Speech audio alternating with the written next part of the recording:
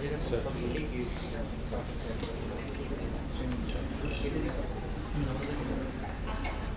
very good afternoon to all of you. I, Kanyakumari Roy, on behalf of Peerless Skill Academy, welcome all of you who are present in the audience today, the guests, our eminent speakers, and our beloved students.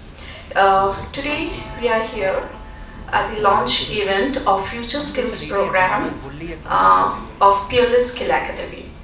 It's a great initiative taken by Peerless Skill Academy in collaboration with Ramakrishna Mission and MOT. In a layman's language, what are actually future skills? It's very important to understand that. সবাই future skills নিয়ে আমরা শুনতে পারি, কিন্তু কি future skills মানে কি? এই প্রশ্নটা সবসময় মাথার মধ্যে ঘুরতে থাকে। Especially in very simple language, let me put it. Future skills are skills which are required and most in demand and one should learn for future. কেন শিখব? In order to keep the career graph moving. সবাই আমরা career করতে চাই, যেরকম ভাবে যুগ এগাচ্ছে তাল না মিলিয়ে চললে nothing will happen. So for that one needs to constantly learn. আর সেটার জন্য future skills is one of the most important area that we would like to focus today in this event. Now data analytics, artificial intelligence, coding, blockchain, আমার তো এমনি এগুলো মাথা ঘুরে যায়, এত বড় বড় শব্দ শুনলে কানের মধ্যে বুঝতে পারি না। তো জন্য Peerless Skill Academy এটা আজকে ইনিশিয়েটিভটা নিয়েছে যাতে স্টুডেন্টসরা এটা বোঝে কি জিনিসটা, শেখে এবং পরবর্তী জীবনে কিভাবে এগোতে হয় সেটা যেন তারা ডিসাইড করতে পারে, এবং সেটার জন্য সব সময় Peerless Skill Academy তোমাদের পাশে আছে।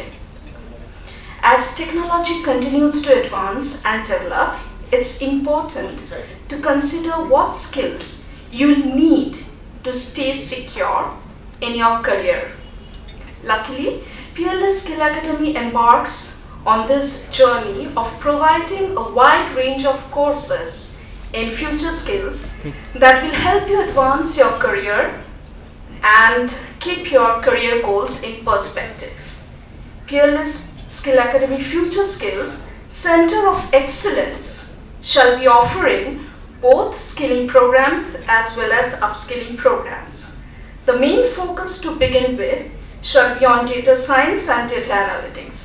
Moving forward, many more courses on future skills shall be offered by Peerless Skill Academy.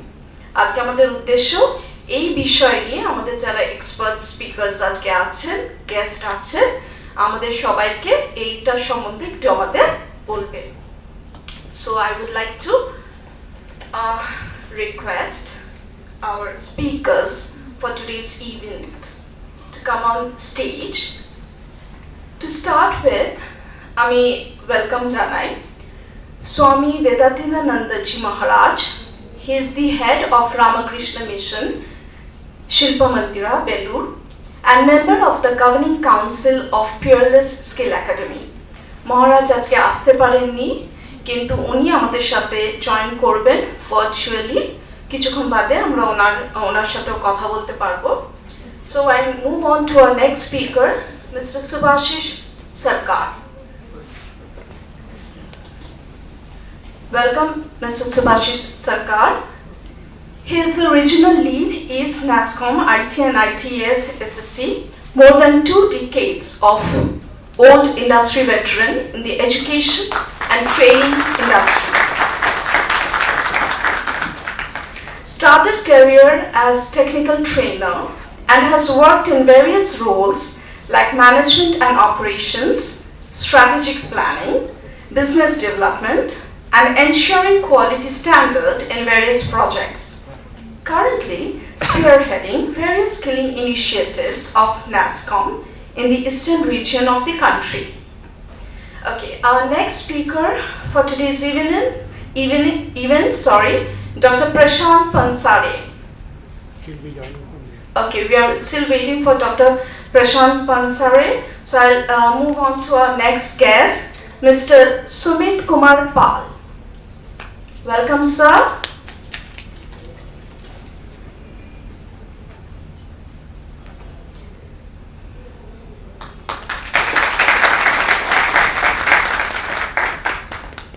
I would request whenever you're offering the flower bouquet, please come a little bit in the center so that he can click pictures.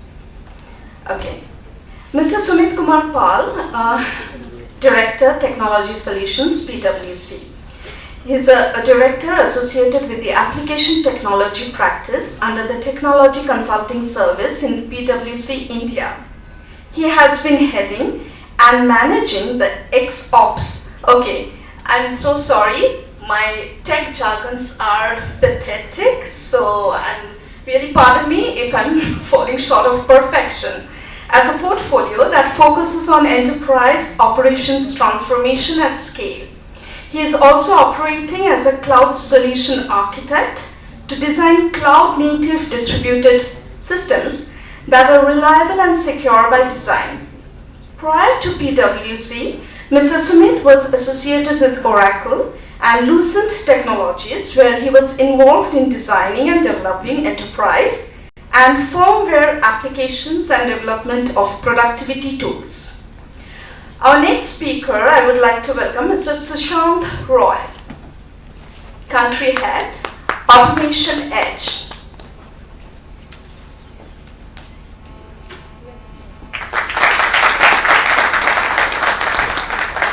Mr. Sushant Guha Roy is the Regional Head of Automation Edge. Mr. Roy is currently handling the entire country's operation of analytics, Automation Edge products and services related to robotic process automation, IT process automation, business process automation, etc. Mr. Sushant is an MBA and 16 years of experience in IT products and solutions sales. So now you all know the panel, the rich panel that Peerless Skill Academy has got today for you all. Automation Edge is an end-to-end automation platform for smarter conversations and instant resolutions with AI, RPA, OCR. Pardon, I don't know any of the full forms to enlighten us. Okay, it helps organizations automate their mundane, repetitive, rule-based tasks across verticals, whether in the HR, IT, front office, middle office, etc. It helps organizations automate not only mundane, repetitive, rule-based tasks, but also complex, cross-functional tasks across the enterprise. Next, our speaker, Mr. Kalyan Devnath, CEO of Peerless Skill Academy, for whom everything has been possible. We are standing here meeting today. Welcome, sir.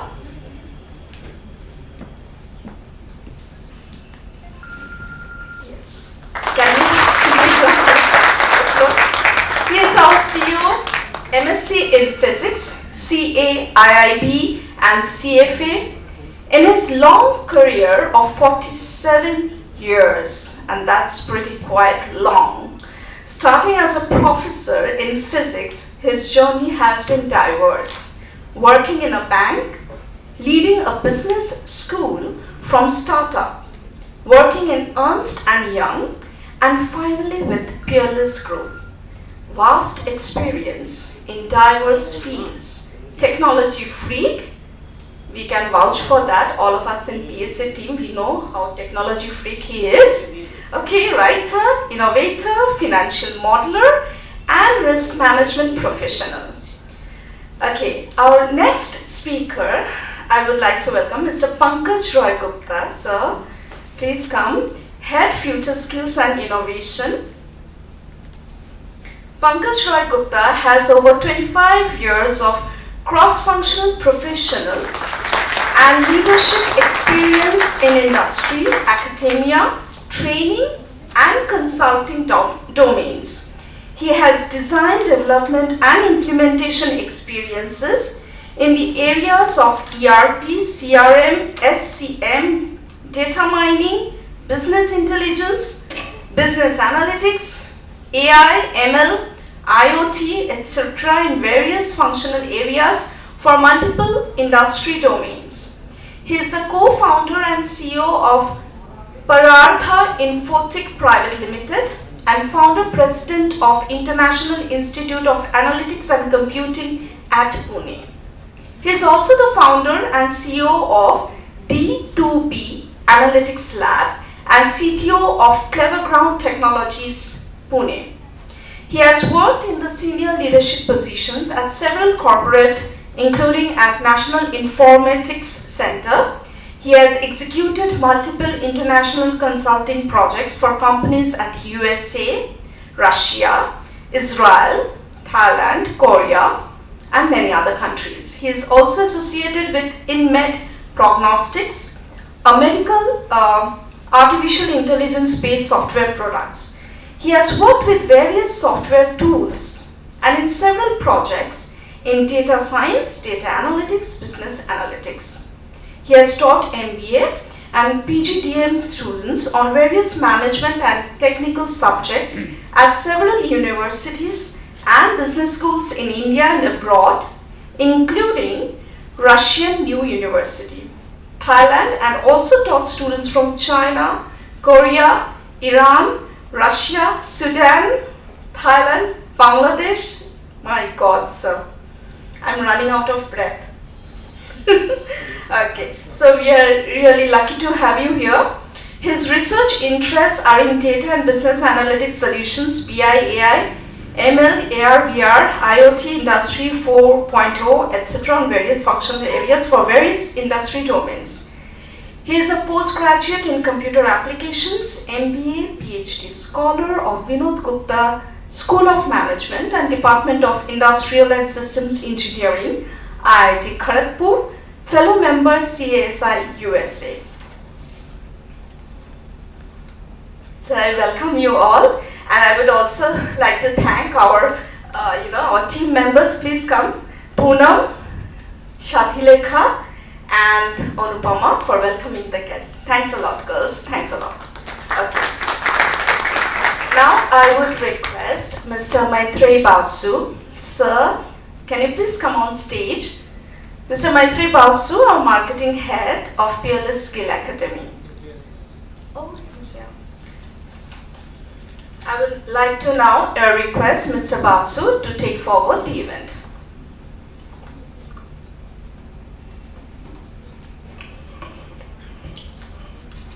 Hello ধন্যবাদ কন্যাকুমারী রায় ম্যাডামকে। নমস্কার, শুভ অপরাহ্ন। ঠাকুরমা স্বামীজিকে প্রণাম জানিয়ে Peerless skill academy Ramakrishna মিশনের যৌথ উদ্যোগে আজ 23শে জুলাই 2022 আমরা ফিউচার স্কিল প্রোগ্রামে 4টি কোর্সের শুভ উদ্বোধন আনুষ্ঠানিকভাবে আমরা শুরু করছি। আজ এই অনুষ্ঠানে উপস্থিত সকল ছাত্রছাত্রী, অভিভাবক এবং মাননীয় অভ্যাগতদের সকলকে জানাই আন্তরিক অভিনন্দন এবং সেই সঙ্গে আমন্ত্রিত মঞ্চে উপবিষ্ট সকল সম্মানীয় অতিথিদের সবাইকে জানাই সশ্রদ্ধ প্রণাম এবং অভিনন্দন। পিয়ারলেস স্কিল একাডেমি বিকে রায় ফাউন্ডেশনের অধীনস্থ একটি ট্রাস্ট যারা রামকৃষ্ণ মিশনের সাথে যৌথ উদ্যোগে দক্ষতা উন্নয়ন কর্মসূচির মাধ্যমে সমাজের মহিলা, যুবক যুবতী এবং পিছিয়ে পড়া ছাত্রছাত্রীদের স্বনির্ভর করে রোজগার সাধন করার জন্য অঙ্গীকারবদ্ধ। 14ই এপ্রিল 2018 সালে পিয়ারলেস স্কিল একাডেমি এবং রামকৃষ্ণ মিশনের যাত্রাপথ একই সঙ্গে শুরু হয়। তার আনুষ্ঠানিক উদ্বোধন করেন রামকৃষ্ণ মিশনের সাধারণ সম্পাদক পরম পূজনীয় স্বামী সুবীরানন্দজি মহারাজ।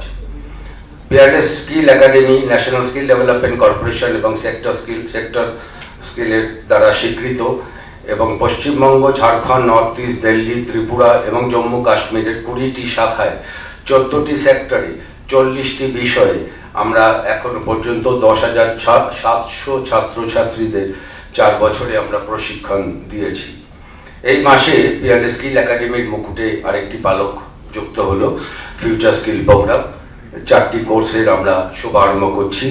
Web application development using Java full stack, web application development using Python full stack, data analytics and data visualization using Power BI and Tableau, and applied data science using AI and ML.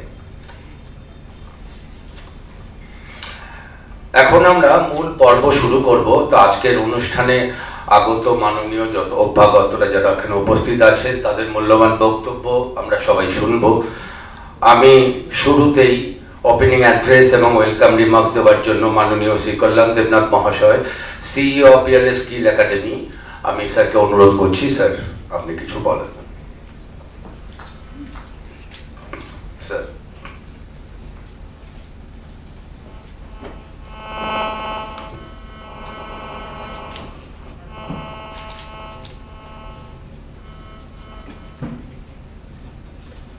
নমস্কার, শুভ অপরাহ্ন।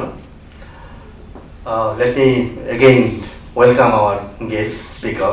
You have heard, আপনারা শুনেছেন, আমাদের স্পিকারদের প্রোফাইলটা আপনারা শুনেছেন।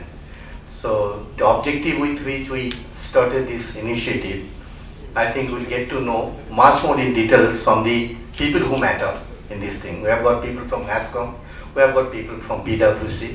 আমরা রুবিস্কেপ থেকে একজন জয়েন করবেন ভার্চুয়াল মিডিয়াতে, doctor বানসারি, and then we have also got from Automation Age, Pune, country head. So I think that can be a better combination to really learn what future skills all about. আমি এর মাঝখানে অন্তরায় হয়ে দাঁড়াবো না, তা আমি কয়েকটা কথা বলে করব। আমাদের সঙ্গে স্বামী বেদাতেন্দ্র মহারাজ আছেন, উনি অনলাইন আছেন, উনি অনলাইনে কথা বলবেন। প্রথম কথা হচ্ছে ফিউচার স্কিল শব্দটা আমরা বিশ্লেষণে পরে যাব, কিন্তু আমাদের দৈনন্দিন জীবনে আমরা কিন্তু তার প্রতিচ্ছবি সবসময় দেখতে পাই। Data, artificial intelligence and machine learning has touch everyday life. মানে পোস্ট প্যান্ডেমিক সিনারিওতে ডেটা পেনিট্রেশন, ডিজিটাল পেনিট্রেশন যা হয়েছে, মানে স্কুলের বাচ্চারাও অনলাইন ক্লাসে অভ্যস্ত হয়ে গেছে, এটা আমরা আগে ভাবতেও পারতাম না। ঠিক আছে, আমরা বাচ্চারা বলতে ভাবতাম তারা ওই কার্টুন নেটওয়ার্ক দেখবে মোবাইল ফোন খুলে। সো ডিজিটাল পেনিট্রেশন যেটা হয়েছে সেটা এত স্ট্রংলি হয়েছে বিকজ অফ প্যান্ডেমিক, আমরা ঘরে বন্ধ ছিলাম। তো সেখান থেকে এন্টার বিজনেস ট্রান্সফরমেশন যেটা হতে যাচ্ছে, এভরি অর্গানাইজেশনস তারা কিন্তু বুঝে গেছে আমরা যদি বিজনেস ট্রান্সফরমেশন, ডিজিটাল ট্রান্সফরমেশন না করি তাহলে কিন্তু আমরা টিকে থাকতে পারবো না। So I must reaching millions of customers, একটা বিজনেসে তো কাস্টমার থাকে, reaching millions of customers become very easy if the business is data driven. Business যদি ডেটা ড্রিভেন হয় আর বিজনেস যদি ডিজিটালি ট্রান্সফর্ম বিজনেস হয় তাহলে কিন্তু reaching millions of customers is not difficult. সেটা কে করবে? তার জন্য কিন্তু অনেক প্রফেশনালস দরকার আছে। একটা স্টাডি বলছে যে lot of people would need reskilling by 2030. যারা অলরেডি আইটি ইন্ডাস্ট্রিতে আছে তাদের রিস্কিলিং প্রয়োজন, কারণ যারা অলরেডি স্কিল, যারা অ্যাপ্লিকেশন ডেভেলপ করছেন তারা যে প্ল্যাটফর্মে করছেন, and the emerging platforms are going to B different. এখানে কিছু স্টুডেন্ট অলরেডি আছেন, এখানে কিছু লোক আছেন যারা এই ইন্ডাস্ট্রিতে বিলং করেন। সুতরাং তারা বুঝে থাকবেন যে এই এরিয়াতে কিন্তু রিস্কিলিং এন্ড আপস্কিলিং করাটা খুব প্রয়োজন। আইটি প্রফেশনালদের জন্য আপস্কিলিং, রিস্কিলিং করাটা প্রয়োজন, কারণ data science is going to really influence thoroughly. আগে ডেটা সায়েন্স ছিল, যেমন সায়েন্স বলতে আমরা বুঝি লেটেস্ট লার্ন, আমরা একটুখানি বিজ্ঞানী হব, একটা জ্ঞান, বিশেষ একটা জ্ঞান অর্জন করব, and then I may apply, I may not apply. Data science is completely different platform, different canvas, যেখানে data science, data analytics strongly influence করছে, মনে রাখতে হবে, বিজনেস ট্রান্সফরমেশনসকে। আর বিজনেস ট্রান্সফরমেশনকে যেটা ইম্প্যাক্ট করে তার জন্য কিন্তু ক্যারিয়ার অপরচুনিটিস তৈরি হয়, তার জন্য স্কিল রিসোর্স তৈরি হয়। আমি এইটুকুই বোঝাতে চাইছি যে ফিউচার স্কিলসের ডেফিনিশন বক্তারা বলবেন, কিন্তু এটা বুঝে রাখা প্রয়োজন। আজকে যখন আমি ফেসবুকে ঢুকি, বা আমি যখন অ্যামাজনে ঢুকে কোনো সার্চ করি, সেই সার্চ হিস্ট্রি কিন্তু আমার ফেসবুক, আমার সোশ্যাল মিডিয়ার প্রোফাইলে কত হ্যামার করে। আমার মেল বক্স ভর্তি এসে যায়, কোথায় সার্চ করেছিলাম, একটা মেক মাই টিভে সার্চ করুন, কোথাও সার্চ করুন, জাস্ট একটা ইন্টারেস্টের মধ্যে আপনার যত সোশ্যাল মিডিয়া প্ল্যাটফর্মস আছে, ইনক্লুডিং আপনার যত প্রোফাইল যেটা এক্সপোজ টু আউটসাইড ওয়ার্ল্ড, সমস্ত প্রোফাইলে ইউ আর ইনভ্যালিড। কোনো কিছু ইনভেশন হয় তো আমার সুইট ইনভেশন হয়, আমি পছন্দ করছি, এটা কিভাবে হচ্ছে? মানে এই রিভলিউশনসটা প্রত্যেক মুহূর্তে ফিল করছি কিন্তু আমরা, যে আমি তো করিনি কিভাবে বুঝলো। সুতরাং এই কথাগুলো আমরা প্রতিনিয়ত ফিল করি। এই ফিল করাটা যেরকম অ্যাজ এ নভিস হিসাবে আমাকে এক্সাইট করে, যারা যারা আপনারা যারা প্রফেশনাল হতে চাইছেন, আপনারা যারা কেরিয়ার করতে চাইছেন, ভাবুন এটা কি এক্সাইটিং একটা দুনিয়া হতে পারে, যে দুনিয়াতে আই এম দি কি person, I am the pioneer in developing this kind of logics. এই লজিক্সগুলোকে ডেভেলপ করা, রিলেটেড কোডিং করে এটাকে পৌঁছে দেওয়া। আরেকটা কথা বলে আমি আমার বক্তব্য শেষ করব। ফিউচার স্কিলস হতে পারে একটা টেকনোলজির স্ট্রং ইনফ্লুয়েন্স আছে, কিন্তু যারা বিজনেস লিডার্স তাদেরও কিন্তু ফিউচার স্কিল সম্বন্ধে এক্সপোজার থাকাটা প্রয়োজন। কারণ উনি যদি না বোঝেন বিজনেস লিডার, উনি কিন্তু আইটি টিমকে গাইড করতে পারবেন না। কারণ business now is strongly driven by data, strongly driven by technology, strongly driven digital transformation.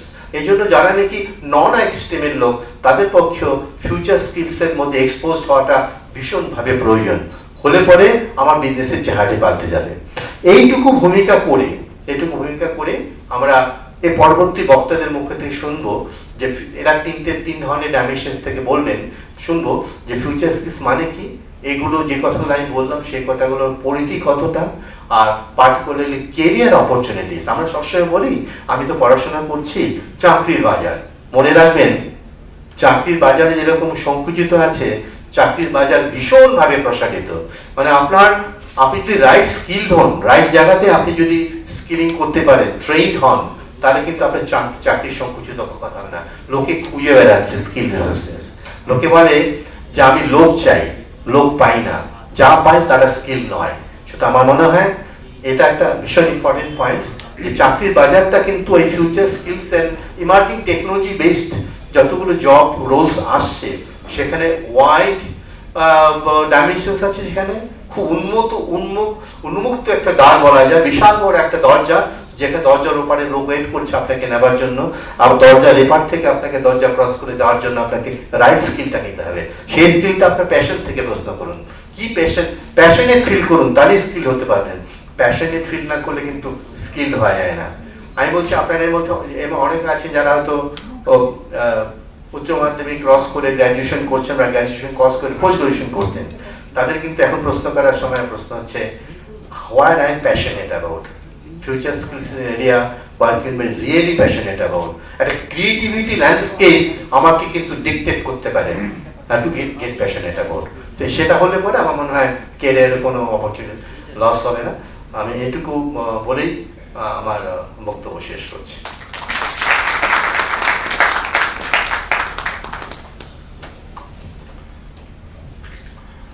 অসংখ্য ধন্যবাদ শ্রী কল্যাণ দেবনাথ মহাশয়কে। আমি একটু রিকোয়েস্ট করব মিলন ঘোষকে যে মহারাজকে কানেক্ট করার জন্য, কারণ এরপরেই মহারাজের বক্তব্য আসবে।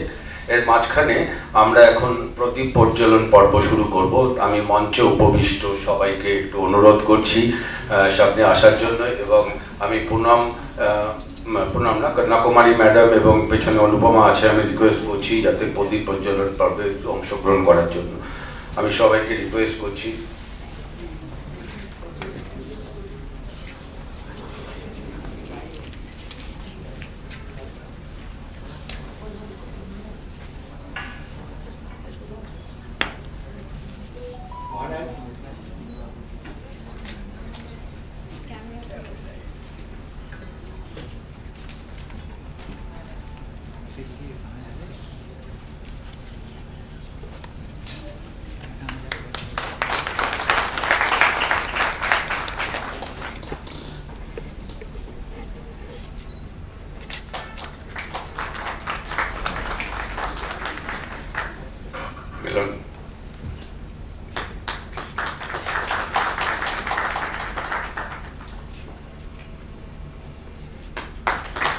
আমরা আবার একটু জোরে হাততালি দিই আমাদের প্রদীপ প্রজ্বলন পর্ব।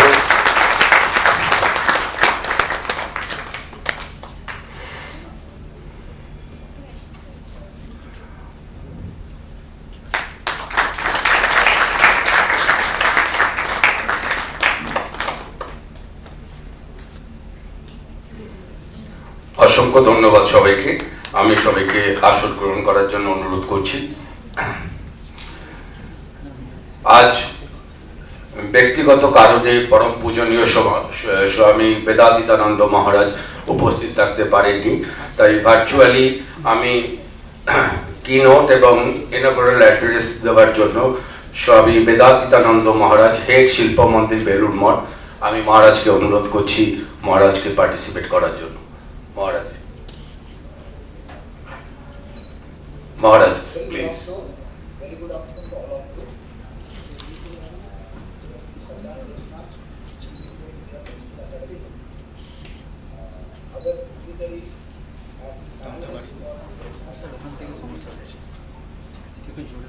শোনা যাচ্ছে মিলা?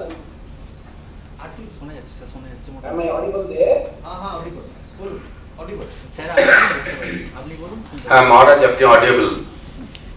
Thank you. কল্যাণ দেবনাথ বাবু, মাইকটা মহারাজ আপনি একটু কাছে নিয়ে নেবেন, তাহলে একটু ভালো শোনা যাবে।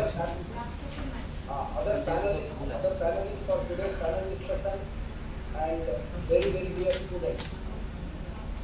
আমরা অনেক বছর থেকে, প্রায় 3 থেকে 4 বছর থেকে আমরা কিন্তু we are gestating on an idea of how to bring the skills that are valued in the future. So there are many skills that are now valuable, that are in demand today, but then there are some skills which have a great future in the coming years. So most of these naturally will be higher order skills. They cannot be the basic skills that are being taught in schools and colleges. So we have been teaching in Peerless Academy. Peerless Academy now have a basket of very good courses which are very strong as the foundation of it. Now, what about offering something, some exclusive courses, which is allow our students to take off from a much higher platform. It has been what we have been thinking around for quite some time. Then we had series of discussions with Mr. Pankaj Roy Gupta, once in Bombay, then in Calcutta, series of them. Then we had the pandemic. Now I am so happy that this course is going to start from now onwards. মহারাজের সাউন্ডটা ফুল করতে হবে With the lighting of this app. Sir. বলতো sir. With the lighting of the lamp, these courses are now started. From what I have interacted with Mr. Pankaj Roy Gupta, who will be spearheading these courses for the Peerless Academy, Mr. Roy Gupta comes across as a person who is deeply interested in training, in teaching, an academic to the core. So, I am sure that this course, this future skill courses, is in very good hands. I pray to the Lord Almighty that all the grace of the Lord must be there on Mr. Pankaj Roy Gupta and his team, and to all his students. Because on the one hand, when we work in order to make the foundations of the people from livelihood generation, at the same time there is a need for addressing the needs of the higher order people. That is where Pankaj Roy Gupta's courses are coming in. So Kalyan Babu, please accept my congratulations for setting the ball rolling now with this. This will be the beginning and this will start a cascade of many good courses. All the capacity that we have seen hidden inside the computer will be coming out through this platform. I again thank all the panelists, all the students, Mr. Pankaj Roy Gupta, other friends from Peerless Academy and Kalyan Babu. I am so sorry that I could not physically present them. I am not even sure whether I was clearly audible with whatever I have to say, whether I can reach the people there. I thank you once again. Please continue, Kalyan Babu.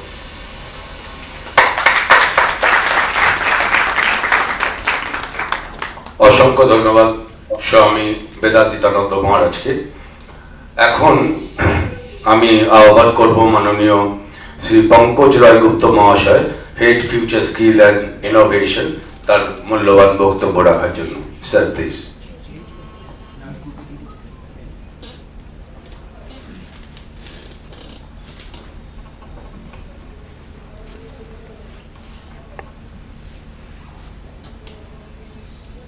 can you show the PPT?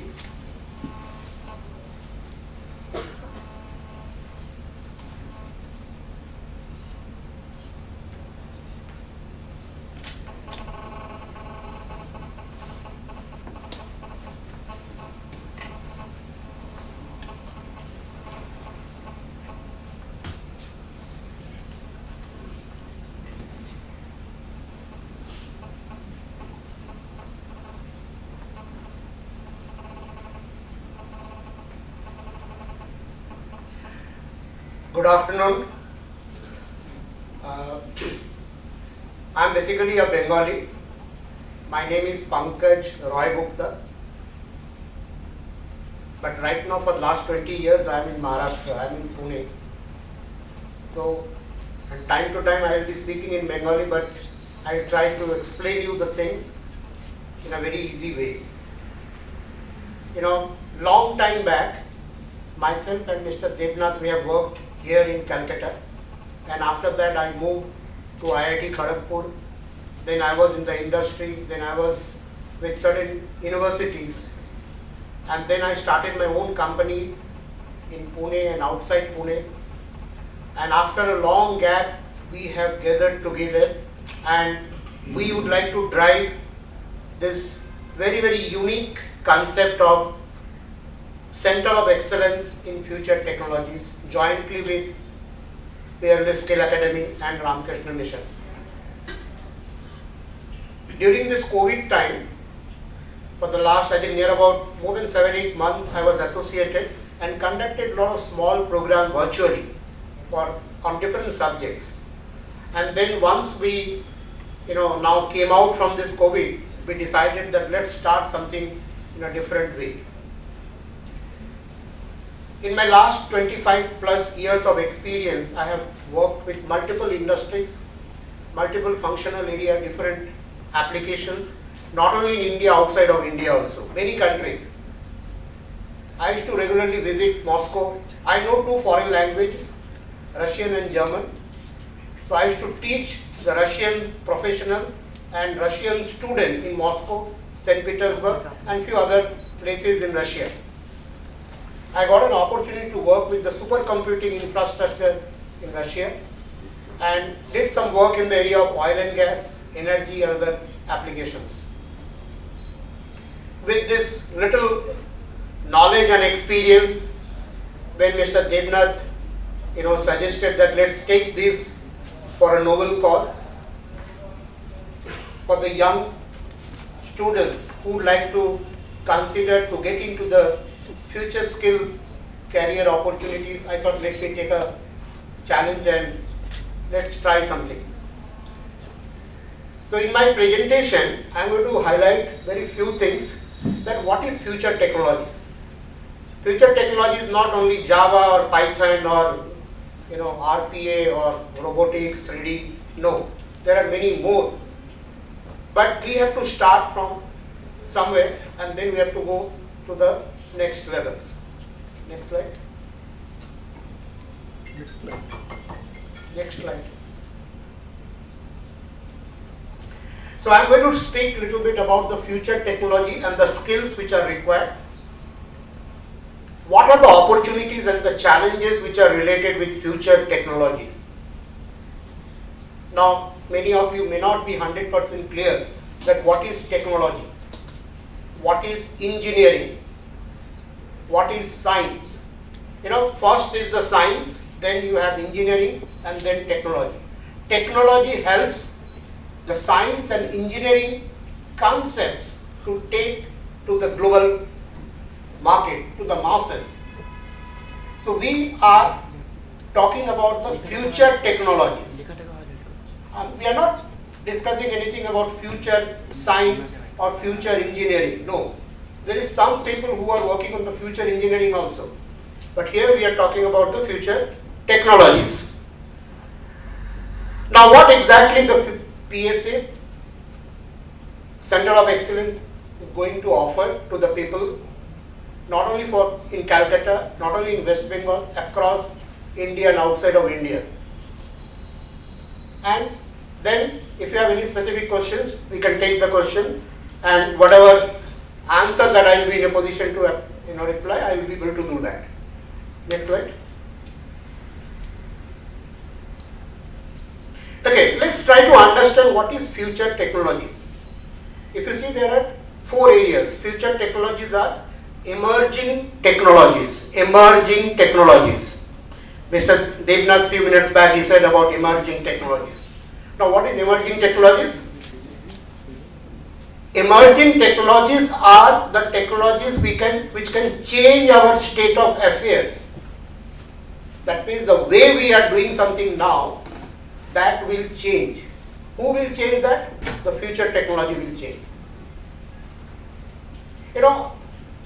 I have an association and I work in the area of artificial intelligence and machine learning in the medical domain, medtech domain, medical technology domain. And in the last 4 years, we have developed a product which is called NeuroSild. NeuroSild is basically a product which helps in detecting the brain health. Now today, who is detecting the brain health? The neurologist, the neurosurgeons, general physicians, psychiatrists. They, based upon their experience, they do that. Whereas we have developed an AI ML based product, software, which is used in the cloud. Now what we do, we take the MRI data. Let's suppose somebody has some problem. So we take the MRI data, we send the data to the cloud, and it takes hardly 15 to 20 minutes. The findings comes back to the radiology department, and it can tell you that whether you are suspecting in the area of epilepsy, Alzheimer, Parkinson, etc., etc. Now based on that findings, and how we do this? Our brain has liquid, so we do volumetric analysis. By using volumetric analysis, we predict the brain health. Now what is that? So if you see this emerging technologies, the state of affairs, the way the doctors are, prescribing brain related disease or taking a decision to go for operations, state of affairs change. So the future technology will change the state of affairs. The way we are doing something now, it will change after some time. So that's called future technology. And how we will do this, we will discuss about that. The second is called hypothetical technologies. This is, if you read this, it does not exist, but they could exist in the future, like flying cars. You will see sometime that there are flying cars. So there are a lot of innovations which are happening across the globe, but we are not aware about this. Now, is there any engineering college or any institute in India who is teaching this? No. So that's the future technology. We are also not going to offer any training program on this area, maybe after 5 years or maybe after a few years. The third area is called futurology. Futurology is the way we are going to live in future. The students who are right now studying in school, do you know that what type of job that they are going to do after 15 years or after 20 years? We don't know.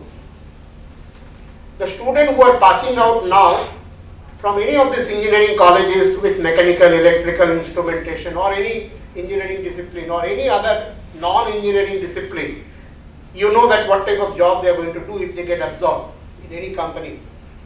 But the students who are right now in class 3, 4, 5, do you know that what exactly the job they will be doing? We don't know. So that's the area. And the fourth area is called technology forecasting. What is technology forecasting? To predict the future characteristics of the useful technological machines by using AI, artificial intelligence. Now there are n number of applications. Everywhere you can apply artificial intelligence. Right? Wherever we take a decision, you can automate that decision. We have one gentleman here from a company that also from Pune, it's called Automation Age. There are multiple companies who provide this process automation and different application automations. that is another area, upcoming area, is also a type of future technology, RPA, Robotic Process Automation. So he will be talking about little bit about the RPA. Next slide. So these are the 4 areas future technologies. Now I want to speak little bit about the emerging technologies. Now what are the emerging technologies? And we will be having some program in the TSA Skill Academy in now and near future. Some of them are artificial intelligence we are launching from September. 3D printing, robotics, blockchain, nanotechnology, gene therapy, cultured meat. These are some of, have you heard about cultured meat? Anybody? No. Okay. So these are the technology which are going, these are called emerging technologies. And to do this, remember, these technologies will be used where? By the industries. Now, which are the industries? If you see this, agriculture, aerospace, construction, energy, entertainment, medical, education, IT, telecommunication, every industry, they are going to use the applications by using this future technology. And who will develop the application? The people who are skilled, people who have got training, people who know how to develop an application. They are the people who are going to work and change the industry. And that is why we need skilled manpower. We need people who can use this, apply this in different applications for any of these industries. Entertainment, my daughter, she is studying dance in London, and she have a course, application of AI in dance choreography. AI can choreograph a dance, right? So you see, in Europe, she is in London, in Europe, the students are learning how to use AI for choreograph a dance. Now you see the Bollywood, Tollywood, all these industries are going to get affected in the next few years' time. So then she was asking me, if you are using AI to choreograph, then what will be my role? I've spent so much of money, time, effort in learning how to do choreography. Now AI is going to do that. So what will happen? Your role will change, right? Today, if you consider 10, 15 years, I'll give you a story. I started my career in Delhi, and I came to Calcutta to implement a system in Exide Industries. So I went to, Exide has 2 factories here in West Bengal. One is in Shamnagar, another is in Haldia. So I was sent to Shamnagar plant, and when I entered into the plant, there was a union problem. The union leader and the people, they घेराव me, they said कि sir আপনি চলে যান, এখানে একদম কিছু কাজ করবেন না। So I said আমি তো এখানে আসিনি, you have hired my services. So then said, if you are working here, we will throw you in the sulfuric acid tank.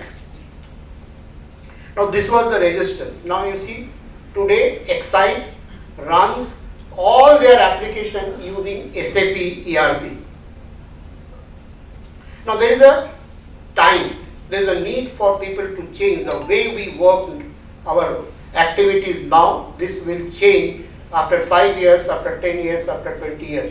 But the people who are now young, what they will be doing, we don't know.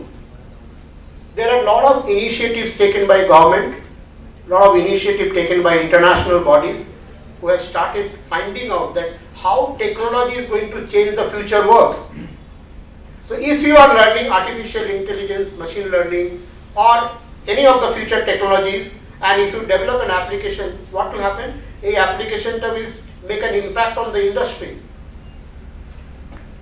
Are you getting me? So that's the impact of future technologies. Next slide.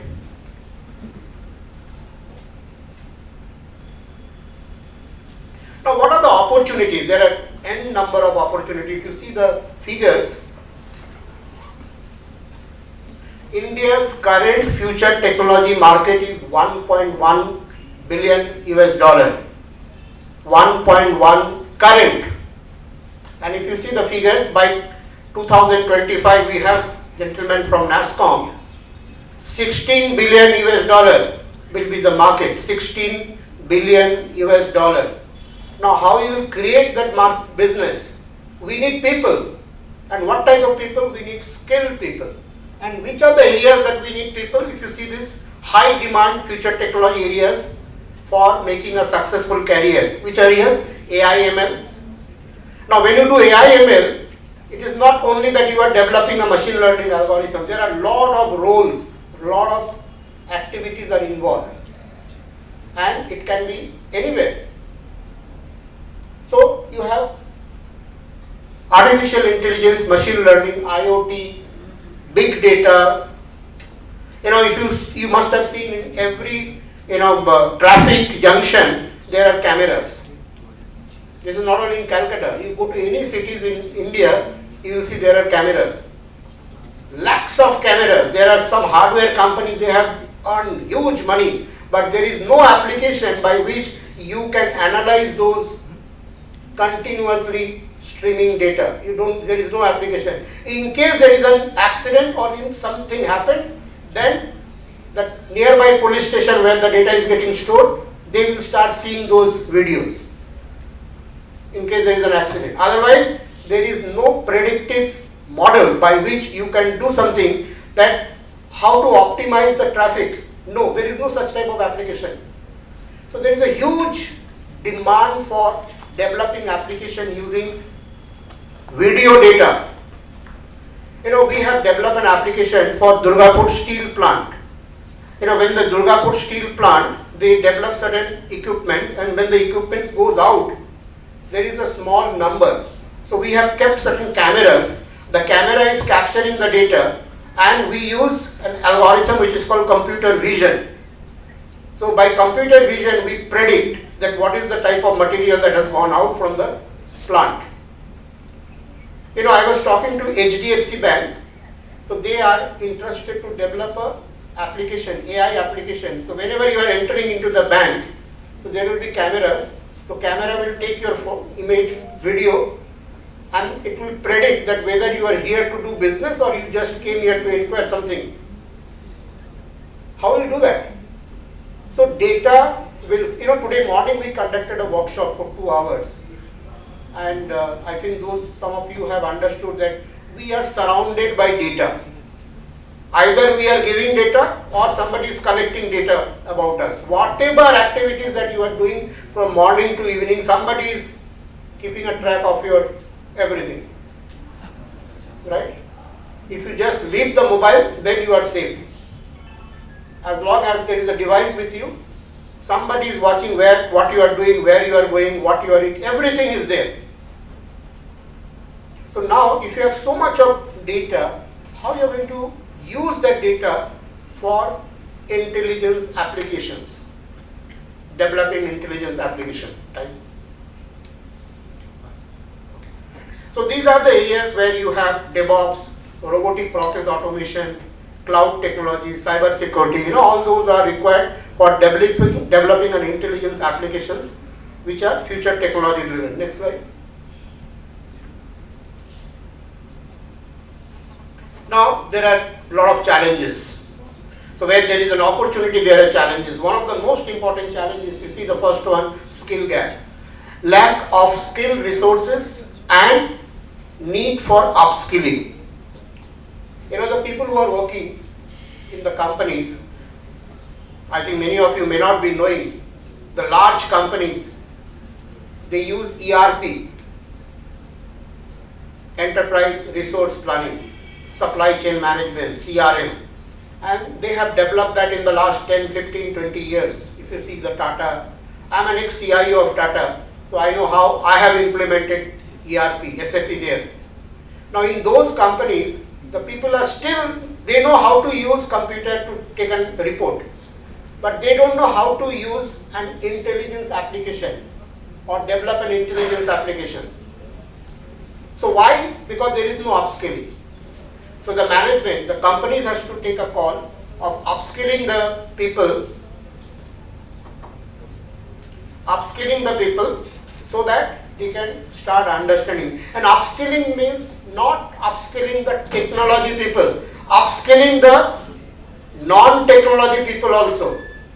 The person working in the finance department, he is not a technology person. Person working in the marketing, sales, operations, HR, they also need to upskill. So there is a huge, so this is one of the biggest challenge of the future technologies. Next slide. Now, to address these opportunities and to minimize these challenges, Peerless Skill Academy is going to offer some very specialized design courses for the various communities. One area is that career development in future technologies, which are skilling to develop your skills. Second is upskilling, and the third area is providing upskilling, reskilling of the people working in the corporates, and also providing them specialized training on the different functional areas. Also provide them advisory services. We have gentlemen from PricewaterhouseCoopers. I am also an ex-consultant from ENY. So we have done a lot of consulting, advisory services. So we are also going to do that. So that will help us in connecting with the industry. And our people who will be getting trained, they will be getting an opportunity to work for these companies. Next slide. Okay, next. So we are going to offer multiple programs. I am not going to discuss anything about this program. If you see data analytics, AI ML, business analytics to visualization, web application development, digital transformation, which is a buzzword today. Currently I am executing a project for Tata Motors on digital transformation. And then you have augmented reality, virtual reality, mixed reality, big data, cyber security, because that is going to become a big thing, cyber security, blockchain technology, which is also called distributed ledger, cloud computing. These are certain very, very important niche area. Other than this, there are many other programs. There are more than 100 programs I have listed down. But we also need to see that whether the market is ready, whether the students are ready to take that or not. Okay, next, I think last slide. Next. So along with this, we are also going to offer some upskilling program, which will help everybody, technical people, non-technical people also, functional people. Visualization is one of the important areas because we take decision based upon seeing something. So how you can do that, how you can use it. So there are some programs which will be offering on the visualization side, and there will be functional program on different areas for the corporate people. Next. So that's all from my side. So let me summarize what I have shared. We have tried to understand what is future technology, because our initiative is Peerless Skill Academy, Future Skill Center of Excellence. It is a center of excellence. So center of excellence has a different role to play for the society, for the people. So we will be offering our different type of programs and services, considering that it is a center of excellence. And under that, we will be addressing various opportunities that our students, our participants, our learners will get, and how we will be able to help them in building their career or upgrading their career. Thank you very much. Anybody have any questions? We'll take questions at the time of discussion. Thank you.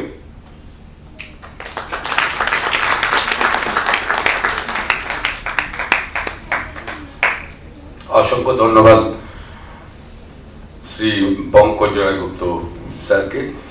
এখন আমি অনুরোধ করব regional head east NASSCOM IT and ITES sector skills council মাননীয় শ্রী শুভাশিস সরকার মহাশয়কে thematic অ্যাড্রেসের জন্য। Sir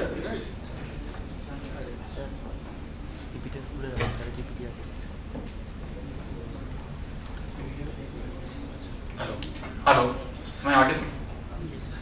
শোনা যাচ্ছে আমাকে? Thank you. So first of all, good afternoon everyone, and it's a privilege to be part of this very special event, launching Future Skill Center of Excellence, which is being done by Peerless Skill Academy as well as in association with Ramakrishna Mission. I am feeling really great to be part of this initiative. কারণ আমি নিজে Ramakrishna Mission alumni, and being a part of such initiative where Ramakrishna Mission is involved, Peerless Skill Academy is involved, this is really a great pleasure to be here. And thank you, Mr. Devnath, for inviting me for such an event, and all the esteemed guests are also present, and thank you students for coming in and joining this event. Now, I think Mr. Pongojai Gupta has already covered a lot of aspects of why future skill is required and what is the importance of that. I will also cover some aspect. I have a very brief PPT which I will start. But before that, we have to understand, মানে আমরা সবাই future skills নিয়ে কথা বলছি, future skills নিয়ে বোঝার চেষ্টা করছি, but why it is required? The first question which comes in our mind যে why future skill is required? কেন এই জিনিসটা আমাদের জানতে হবে, শিখতে হবে, বা what is the change which has happened? So, can you start the PPT, please? Yeah. So, I'm sure all of you know, and all of you will agree, that currently we are living in an era or living in an age which we call digital age, right? Everything and anything you can do using your smartphone. Smartphone has completely changed the way we live. আমরা সমস্ত কিছু আমরা স্মার্টফোনের মাধ্যমে আজকাল করতে পারি, because there are a lot of apps and applications, a lot of things are available on our smartphone which you can do for anything whatever we want to do. So that's why we are definitely living in a digital age. Mr. Gupta একটা খুব important কথা বলছিলেন যে it is like from aerospace to agriculture, everything is being impacted by technology. Now the question is that আমরা যে digital এজের কথা বলছি, যেখানে আমরা থাকি বা এখন আমরা ডিজিটাল এজে বসবাস করছি, we are living in digital age. Is it new? Is it something which has happened very recently? It's not so. Digital age আজ থেকে immediately হয়তো 1-2 বছর আগে স্টার্ট হয়নি. It is going on. It is going on for almost 10-15 years. আমরা আগে internet দেখেছি, ইন্টারনেটের বুম দেখেছি, বিভিন্ন টেকনোলজি এসেছে এবং সেই টেকনোলজিগুলো অনেক কিছু চেঞ্জ করেছে আমাদের লাইফকে, আমাদের ওভারঅল ইন্ডাস্ট্রিকে। But this digital age has changed drastically, specially with the I would not say courtesy, but especially because of COVID pandemic. যেভাবে আমরা জীবন চালিয়ে গেছি before COVID pandemic, that has completely changed, and because of that change the digitalization has increased. It's not that it was not there, it was definitely there, but যে digitalization-টা বা যে digital disruption-টা হতে হয়তো 5 থেকে 8 বছর সময় লাগতো, সেই particular digitalization-টা 3 থেকে 3.5 মাসের মধ্যে হয়েছে। I'm sure I have colleagues from various industry, they will share their thoughts. যে সমস্ত বিজনেস ভার্টিক্যাল তারা চিন্তা করছিল যে আমরা ডিজিটাল টেকনোলজি ইউজ করব, ডিজিটাল ডিসরাপশনস হচ্ছে আমরা ইউজ করব, লেটস প্ল্যান ফর দ্যাট, রাতারাতি তাদেরকে চেঞ্জ করতে হয়েছে যে নিজেদের বিজনেসকে কিভাবে ইমপ্রুভ করা যায় এবং কিভাবে মানুষের কাছে পৌঁছানো যায় with the help of technology. আজ থেকে 5 বছর আগে we never thought যে আমরা ডাক্তারের সাথে কনসালটেশন করব using our smartphone. I am sure all of you will agree with me, but we have seen that those days also, যেখানে আমরা ডক্টরের সাথে রিমোট কনসালটেশন করছি, ডক্টরকে পর্যন্ত আমরা ভয় পাচ্ছি কাছে যেতে because of that particular disease which has happened. And this is just a small example, I am sure there are many multiple examples which Mr. Gupta has also cited, that we have changed a drastic change the way we live in and the way we interact. And because of that, each and every industry has changed. প্রত্যেকটা ইন্ডাস্ট্রিকে change করতে হয়েছে, and because of that because that change has happened because of all the technologies which has played a very important role. So if you can move on to the next slide. So definitely we are living in digital age, and we are saying digital technologies are the key enablers of decade of action. So এবং আমরা এখন যা দেখছি করছি এবং এর পরবর্তীকালে 10 বছর 15 বছরে আমরা যা চেঞ্জ দেখব, everything will be disrupted, everything will be impacted by digital technology. এখনকার দিনে for any organization having technology solutions থাকা is not a very nice to do things, it's a must to do things. প্রত্যেকটা অর্গানাইজেশনের কাছে technology solutions থাকতে হবে, otherwise they will lose their customer base. আমরা সবাই এখন organisations are thinking about customer experience, যে কাস্টমারকে কিভাবে বেটার এক্সপিরিয়েন্স দেওয়া যায় এবং তাদের বাড়িতে বসে সেই এক্সপিরিয়েন্স তারা কিভাবে পেতে পারে। So that's why this invention has happened. So that's what decade is, when we must move from technology potential to technology impact. Technology is creating an impact. Now আমরা যখন টেকনোলজি নিয়ে কথা বলছি, also we have to understand যে in the Indian market, আমাদের দেশে যেভাবে বিভিন্ন অর্গানাইজেশনস যেভাবে টেকনোলজি অ্যাডপ্ট করেছে, যেভাবে চেঞ্জেস হয়েছে, what is the impact? Before we understand or before we know that কি টেকনোলজি আমাদের জানা উচিত বা পড়া উচিত বা শেখা উচিত যাতে আমি চাকরির ক্ষেত্রে সুবিধে পাবো বা চাকরি করতে গেলে আমার সুবিধে হবে বা চাকরির জন্য যে ধরনের জব রোল দরকার তাতে আমি অ্যাপ্লাই করতে পারবো, তার আগে আমাদের এটা বোঝা উচিত যে আমাদের ইন্ডাস্ট্রির what is the maturity index, আমাদের ইন্ডাস্ট্রি কিভাবে ম্যাচিওর করেছে। ইমিডিয়েটলি তো হয়নি, অনেক দিন ধরে হয়ে আসছে, but it has taken a different speed altogether. So we have to understand how the industry has matured. Once we understand how the industry has matured, then it will be easier for us to understand যে আমাদের কি কি জিনিস শেখা উচিত। অনেক কটা কোর্সের কথা বললো যেটা Peerless স্কিল একাডেমি লঞ্চ করছে, and those are all relevant programs. আজকের দিনে দাঁড়িয়ে আমি এটুকু বলতে পারি these are all relevant programs which are there. আমি এডুকেশন স্কিলিং ইন্ডাস্ট্রির সাথে প্রায় 24 ইয়ার্স আই এম অ্যাসোসিয়েটেড। মানে আমি বলতে পারো, আমি জানি না তোমরা সব টেকনোলজিগুলো শুনেছো কিনা, যখন কম্পিউটার এসেছিল, যখন যবে স্টার্ট হয়েছিল, that time I started learning computers and I have seen a drastic change in last 20 years so to say. So now that it has completely change. So education skilling এ কিভাবে change হয়েছে, কি কি ধরনের technology শিখতে হচ্ছে to become job ready, to become employable, that is something which is very very important to understand. If you can move on to the next slide. So what I wanted to show you over here, there are some data points. So state of technology adoptions, আমরা তো technology নিয়ে পড়াশোনা করব, দরকার, আমরা digital এজে আছি, আমরা টেকনোলজি ছাড়া কোনো চিন্তাই করতে পারি না, but what is the status of technology adoption? So if you see some important data points which we have got from NASSCOM survey. So in 2022, 67% enterprises spent 4% plus revenue of IT. So each and every organization is spending more on IT infrastructure. কারণ সবাই জানে যে আমাকে ultimately technology use করে আমার বিজনেসকে বাড়াতে হবে। 97% enterprises increase spending on foundation digital technology, which is cyber security, cloud and big data analytics in 2022.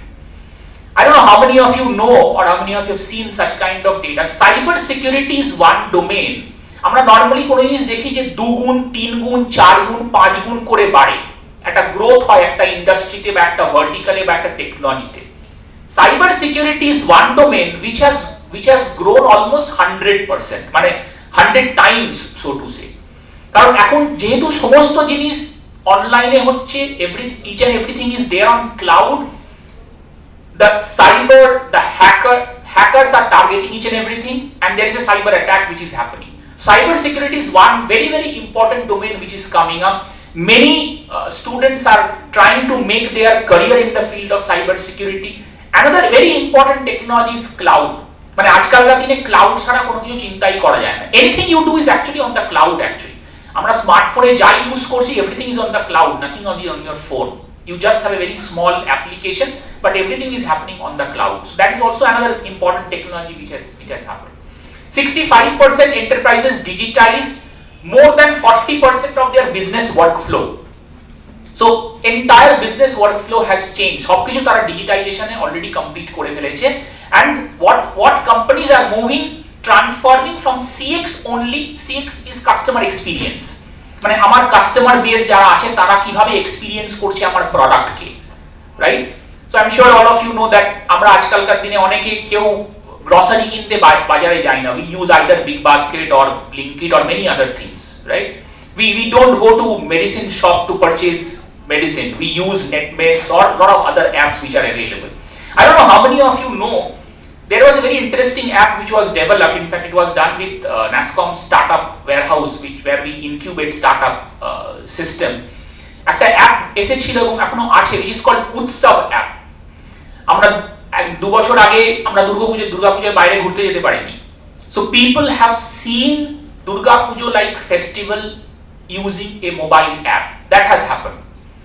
So these are certain things by which you can understand the technology আমাদের লাইফে কিভাবে impact create করেছে। So it's not only customer experience, it is customer experience as well as the employee experience. আমি যদি কোনো অর্গানাইজেশনে কাজ করি, definitely I also have to get that experience of that technology, then only I will feel better. So I'll give you some example moving forward. If you can move on to the next slide. So that is the status of technology adoption, and based on that what we have done is that we have categorized digital enterprises. We have, as I was talking about digital maturity, enterprise maturity index, যে আমরা যে future skill নিয়ে কথা বলছি, আমরা definitely আমরা দেখছি যে there is a skill gap which is available. We also have to understand যে কিভাবে কোম্পানিরা নিজেদের ডিজিটাল যুগে কিভাবে নিজেদেরকে চেঞ্জ করেছে, এবং is that everybody has changed? It's not so. সবাই কিন্তু চেঞ্জ করেনি, এখনো কোর টেকনোলজি নিয়ে অনেক কোম্পানি কাজ করছে, but they are thinking of the change. So if you see this particular thing, I'm not going in detail, but if you see beginner, follower, striver, accelerator and transformer, based on mainly digital strategy and investment, based on technology adoption and based on digital talent, mainly এই তিনটে প্যারামিটারের উপর base করে আমরা একটা survey করেছিলাম, যেখানে we have clustered companies under these category. There are some companies who are beginner, তারা চিন্তা করছে যে আমরা ডিজিটাল টেকনোলজি ইউজ করব, they are just in the initial stages. There are some who are followers মানে তারা দেখেছে যে ওদের ভার্টিকালে অনেকে ইউজ করছে, যেমন আমি তোমাদের एग्जांपल দিলাম বিগ বাস্কেট বা ব্লিঙ্কিট, ওরা গ্রসারি ডেলিভারিটা is doing at your doorstep. I am sure, I don't know whether you know it or not, there are many local grocery sellers who are trying to make apps by which they will sell grocery in a locality. These have come up in Bangalore, Hyderabad. মানে একটা লোকালিটিতে ওরা serve করবে, they will not go outside, but they will serve through that. So they are followers, they are following the concept what Big Basket and Blinkit has introduced, which is grocery selling. Strivers are those kind of companies who are focusing on fundamental digital technology, and one business unit has changed, একটা particular business unit কে তারা digitally transform করে দিয়েছে. So that kind of companies are 25 to 30%, those kind of companies are there. Then there are accelerator মানে যারা already digital transformation শুরু করে দিয়েছিল 3-4 বছর আগে, অনেক কাজ করেছে, and then they are moving ahead. And there are some transformer who are not only changing the entire industry vertical, মানে তাদের সমস্ত অর্গানাইজেশনকে তারা চেঞ্জ করেছে তা নয়, they are creating an impact on the overall ecosystem, পুরো ইকোসিস্টেমে চেঞ্জ করেছে, right? So if you see, there are organizations who are in the beginner stage, which is 5 to 10%. There are organizations who are in the follower stage, which is 15-20%. There are organizations striver, which is 25 to 30, and accelerator. So striver and accelerator মানে সবাই ultimately কিন্তু digital technology adopt করার দিকে এগোচ্ছে, সেটা business unit wise হোক বা পুরো অর্গানাইজেশনের দিকে হোক। That is the kind of change which is happening, and there are some transformer which is there. This categorization has been done based on these three. And let me tell you, this digital technology change is not only happening for IT organizations, it is happening across business vertical. If you go to the next slide, if you can move on to the next slide, you will see all the business verticals. See what is left? Nothing is left.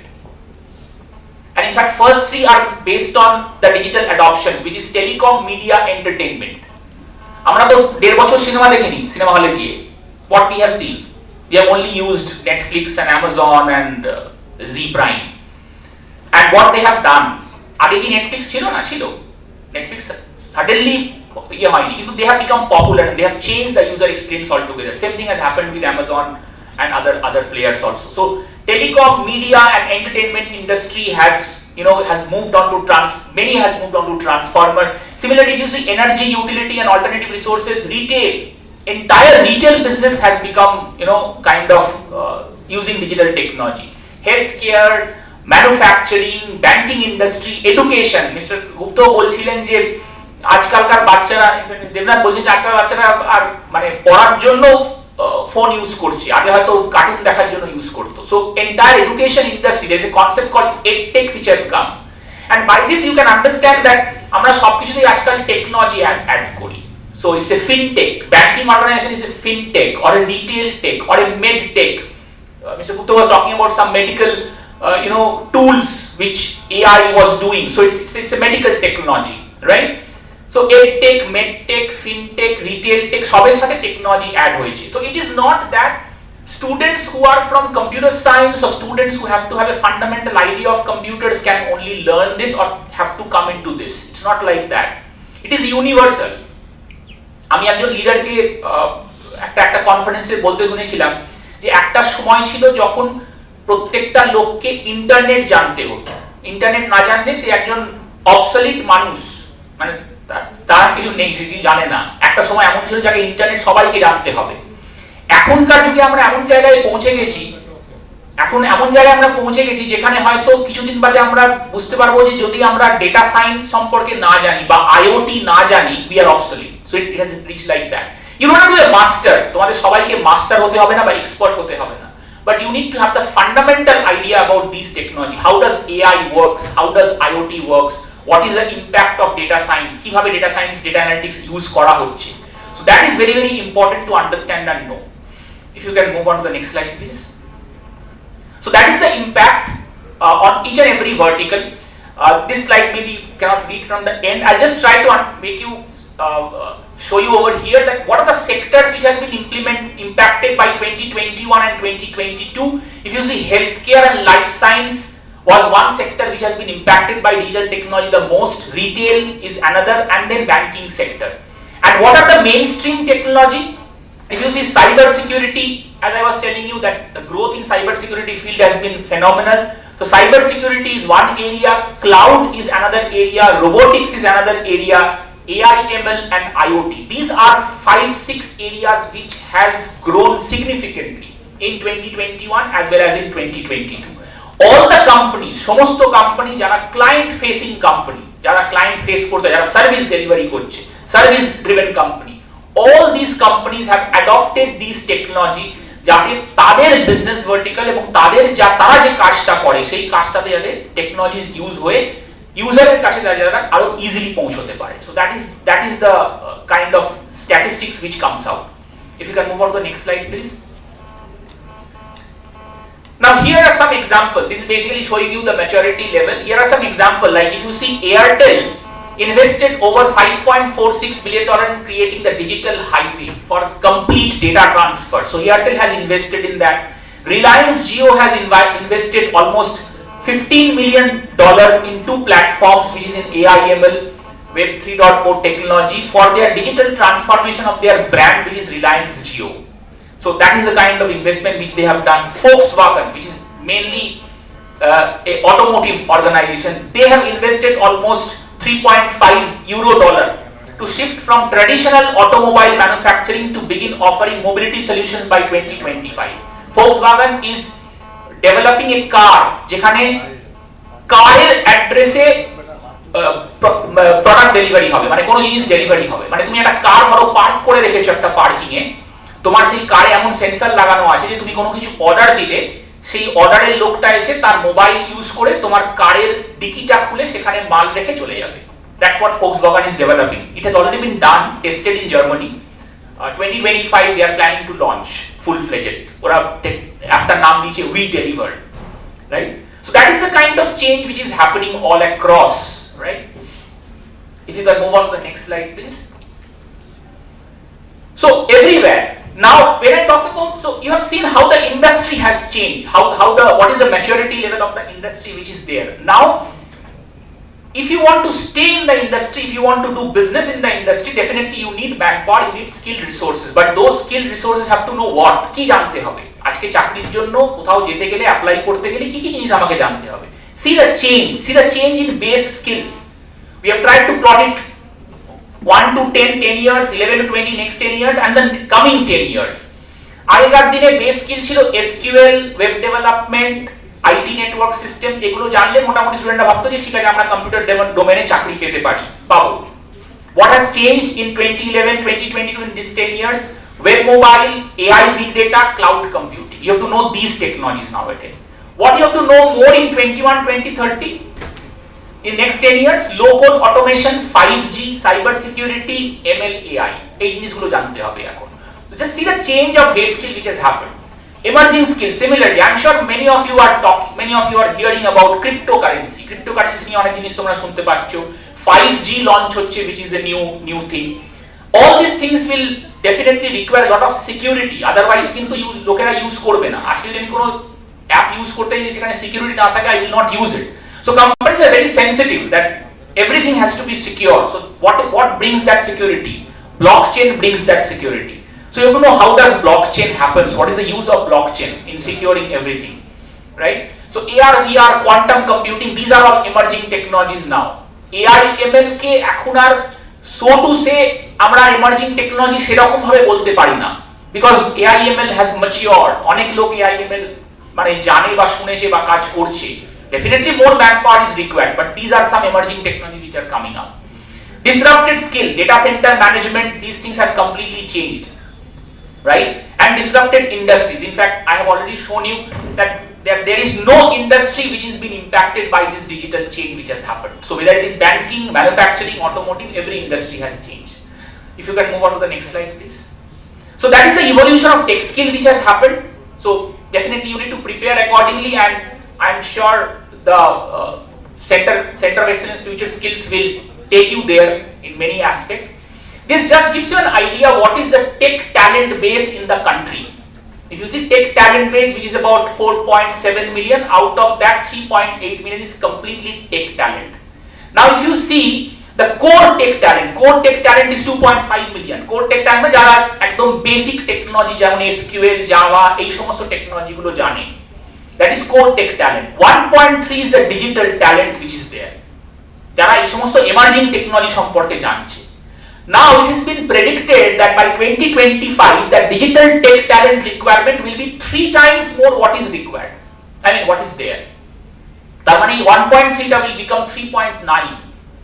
So just see the impact of digital change which has happened in the industry. তার জন্য কি ধরনের manpower requirement হচ্ছে। এই ম্যানপাওয়াররা কারা? তোমরা আজকে এখানে যারা বসে আছো তারাই। Where from industry will get people? Industry will get people from you, because that's how the education system has changed. Education skilling industry has changed. Many universities and colleges have changed their curriculum. Such initiative, which is Future Skill Center of Excellence by Peerless Skill Academy, will definitely produce more and more talents which industry require. So ultimately all of us are here today so that to show you that this is the industry which they are looking for. This is the kind of talent which they require, and you need to understand that how you should prepare yourself. That is very, very important. If you can go to the next slide, please. This is the demand supply gap which Mr. Gupta was also mentioning, that there is a demand and there is a supply. So if you see core talent, also there is a gap, but see the significant gap in digital. The right graph is digital talent graph. So currently in India we have a 3.5 million to 3.8 million digital tech talent people, which is required 5.3 to 5.7. So almost 1.54 million more people is required by 2026. So that is the kind of gap which is required. So yes, every organization is looking for talent, but you have to be a skilled talent. So chakri nei, chakri kom ache, it's not like that. There are plenty of job opportunities available in the industry. You need to know যে কিভাবে সেই চাকরিগুলো পাওয়া যায়, তার জন্য আমার কি স্কিল থাকা উচিত। That is very, very critical. If you can just move on to the next slide, I think I'm reaching almost the end of my presentation. This is just the summary যেটা তোমাদের বললাম যে Indian tech industry talent is summary which is there, and if you see the last point, demand supply gap is increasing by almost 3 times what is available and what is required. Next slide, please.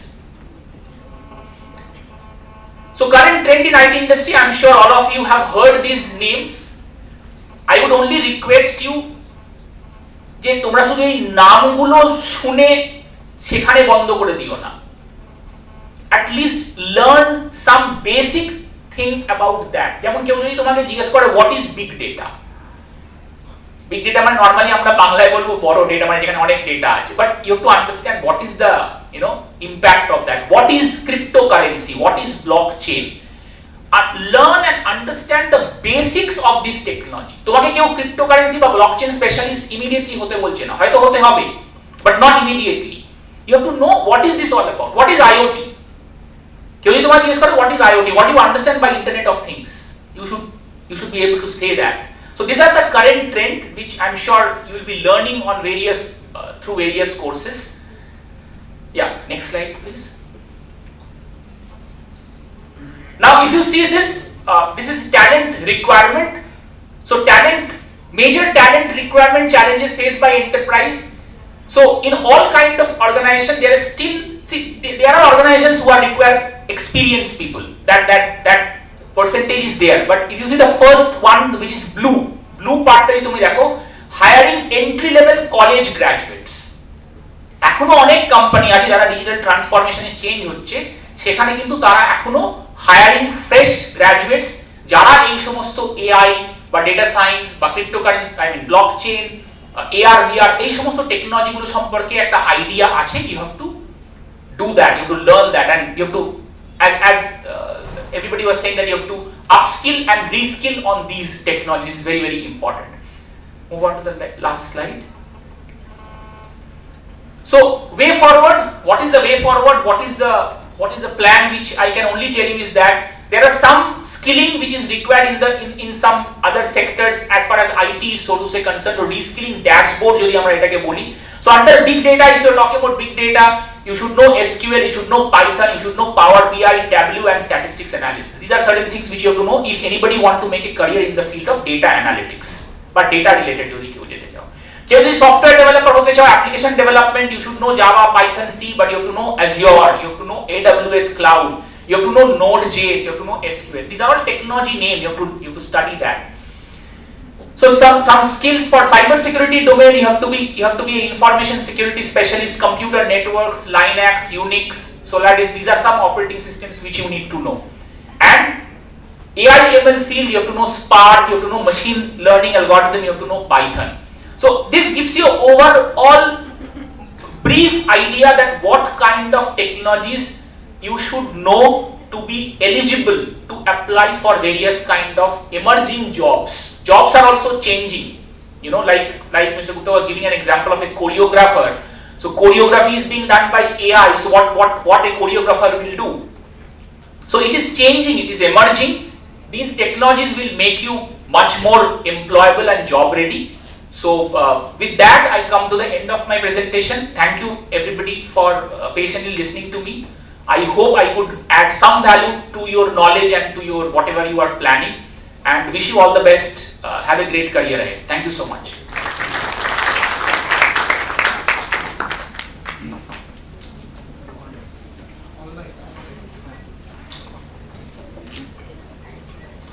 অসংখ্য ধন্যবাদ শ্রী সুভাষিস সরকার মহাশয়কে। Milan, have you connected?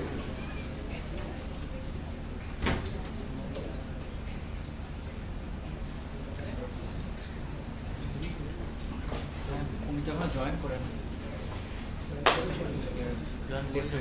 করেছিল, কেটে গেছে। ওকে, এখন আমি অনুরোধ করব মাননীয় Shri Sunil Kumar Pal, director technology solution price holder PwC মহাশয়কে থিমেটিক অ্যাড্রেস। Sir please.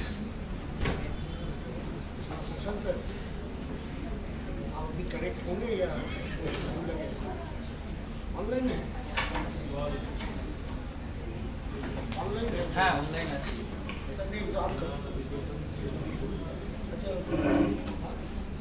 अच्छा हाँ हाँ उन्हीं आ जाए।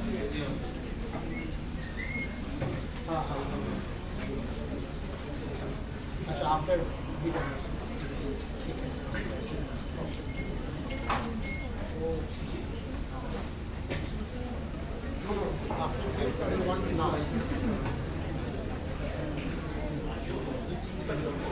कर देते हैं, आपका ही कर दीजिए। ओके एक बार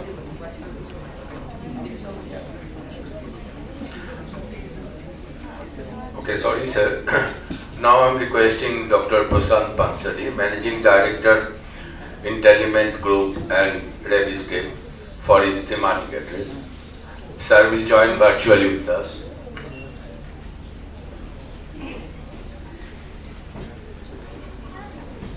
Hello, good afternoon everyone. Good afternoon.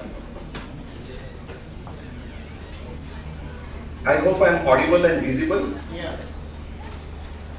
Yes, sir, you are audible.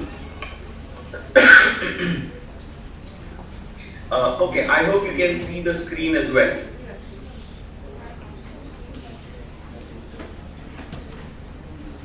Yes, we can. Okay, so thank you very much, Prananda and the Institute for inviting me to share some thoughts on how things are changing around us and what are challenges and opportunities, career opportunities for the students. I also would like to congratulate the Institute, NASCOM, and all the ecosystem partners for their initiative for setting up the Center of Excellence. I think enough has been said about what need for digitalization and data disruption. So in the interest of time, I will just briefly touch upon some pointers that are not covered. In fact, the previous presenters have made beautiful presentations. I could not actually see them online, but I could hear her. And hence, I would like to share with you that what has been happening and how the new or digital world is emerging. So what has happened in last maybe couple of years, thanks to lockdown, is that digital has become the main driving force for all the economies. And if you see, the change has been brought in all three dimensions of work, workforce, and workplace. So when we talk about work, whether you are a manufacturing company, pharmaceutical company, or even an education institute, we have seen that classrooms are going virtual and digital. A lot of content is coming there. Industrial automation is happening, and work is getting more and more digital. When work is getting more digital, means more data, means more need for capturing and analyzing it for the scientific purpose. Workplaces, when they are going digital, not necessarily you have to physically attend your work now. That also brings in a lot of autonomy, for various sectors and various fields. And both these put together has also created the need for a change or a challenge on the workforce. And the workforce is the human part of it. When we talk about digital, and if digital has to be sustainable, it has to also have the human aspect. And in this context, workforce is, we are talking about future skilling. How students can acquire new future skill, how industry delegates, how companies and all the ecosystem partners can acquire the future skills that are required for navigating or surviving during these digital transformation eras. And these are some of the popular models that we see that how they are disrupting, bringing change or ease and simplification in the lives of people. So what has happened with this digital change, whether it is government or economy, institute or industry, our life, which is personal or family life, everything has changed. And we are consuming more and more technology. And when we are consuming technology, it is not at workplace, but when whether we are at home or where we are traveling, we are constantly connected with technology. We are online and do a lot of things real time. Right? India has been the world's cheapest mobile internet economy, and that is giving a lot of opportunity to the asset-light OTT, over-the-top business models, and that creates a need for this how we can learn, and in this context, this learning is machine learning or AI. Right? How can we learn things better and faster?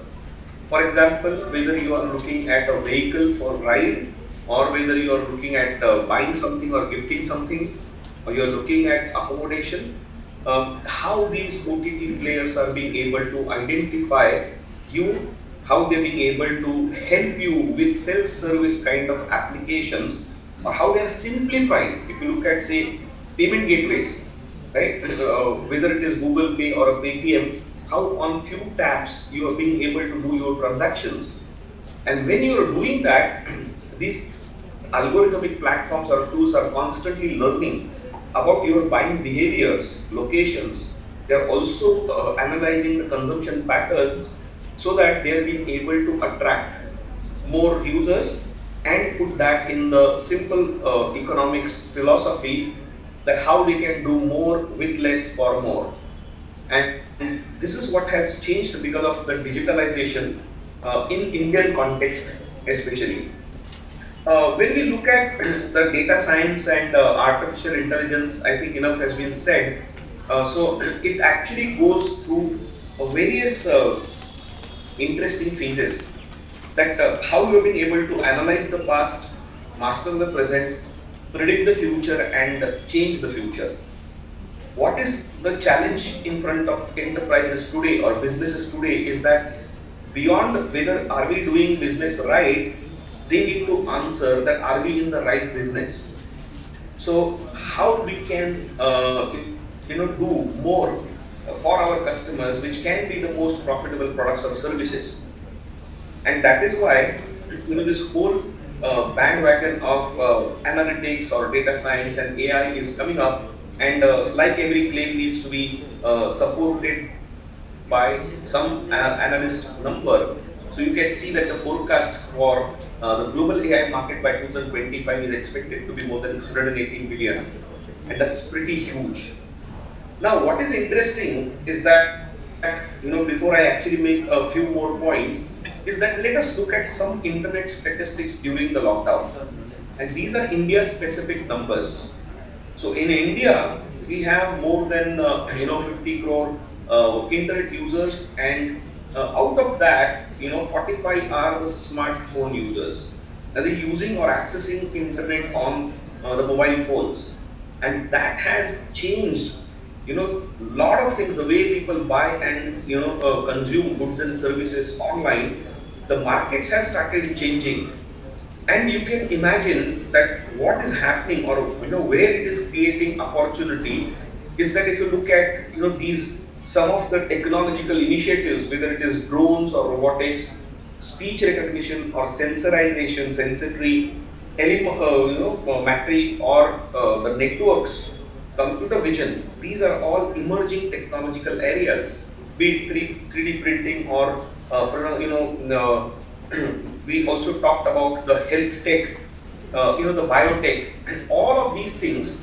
What it means is that things are moving from the usual traditional conventional analog products to smart products with connected or real-time services for an outcome-based economy.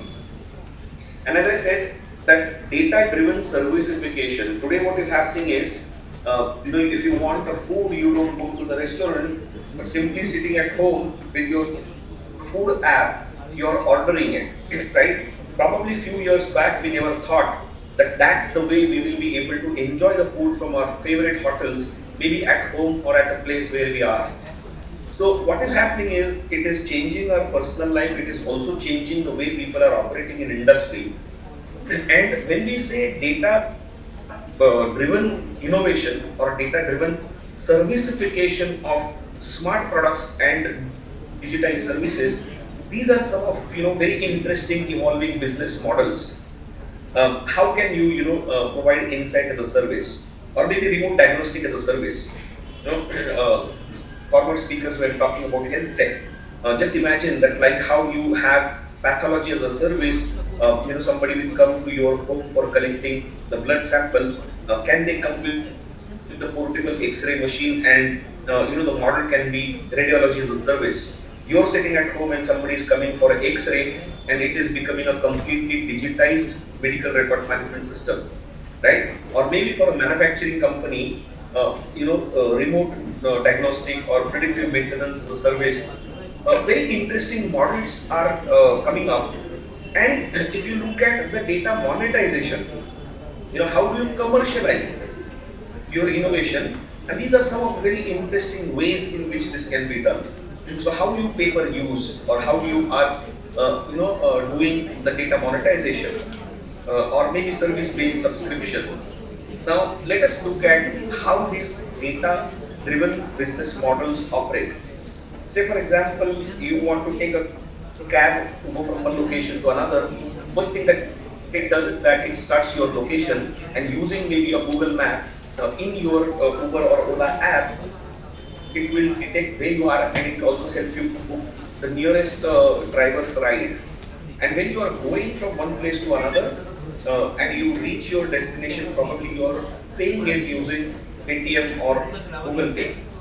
Now this is very simple example, but here what is happening is Uber with the Google map is providing you the location intelligence, and Uber is paying from the ride that you have booked, and you are paying Uber as an API call to Google Map. You understand how these monetization models are built up.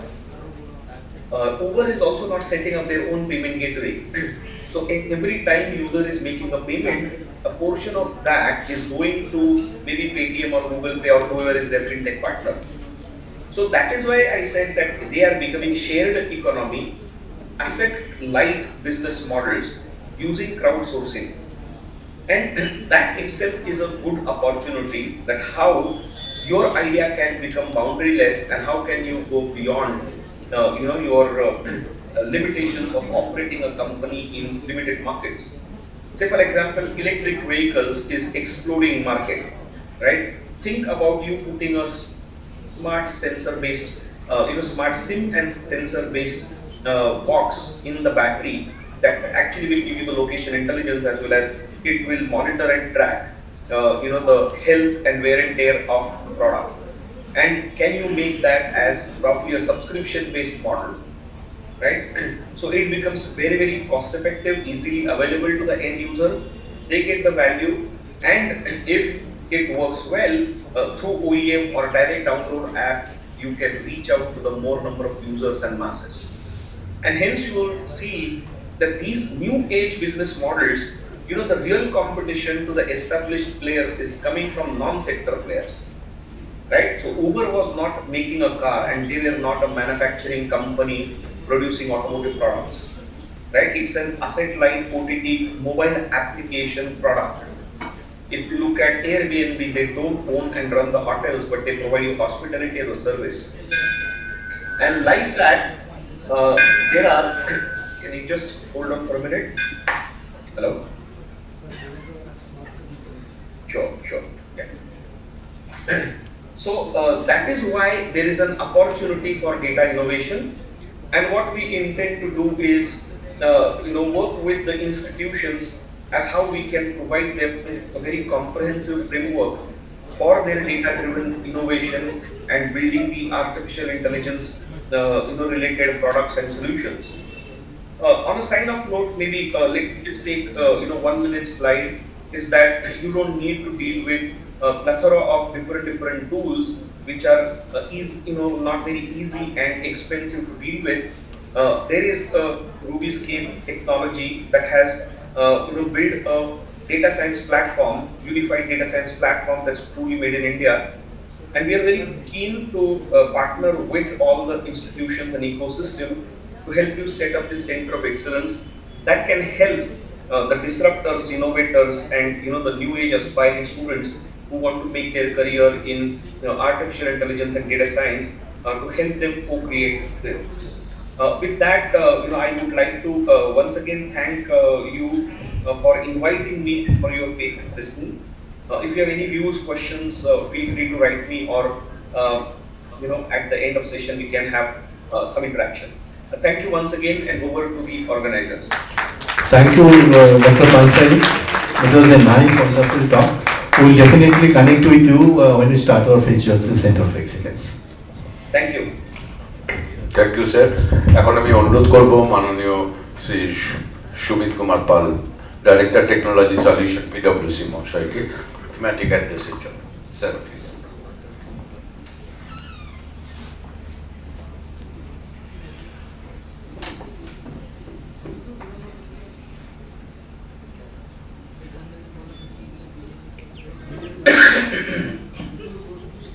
Hello.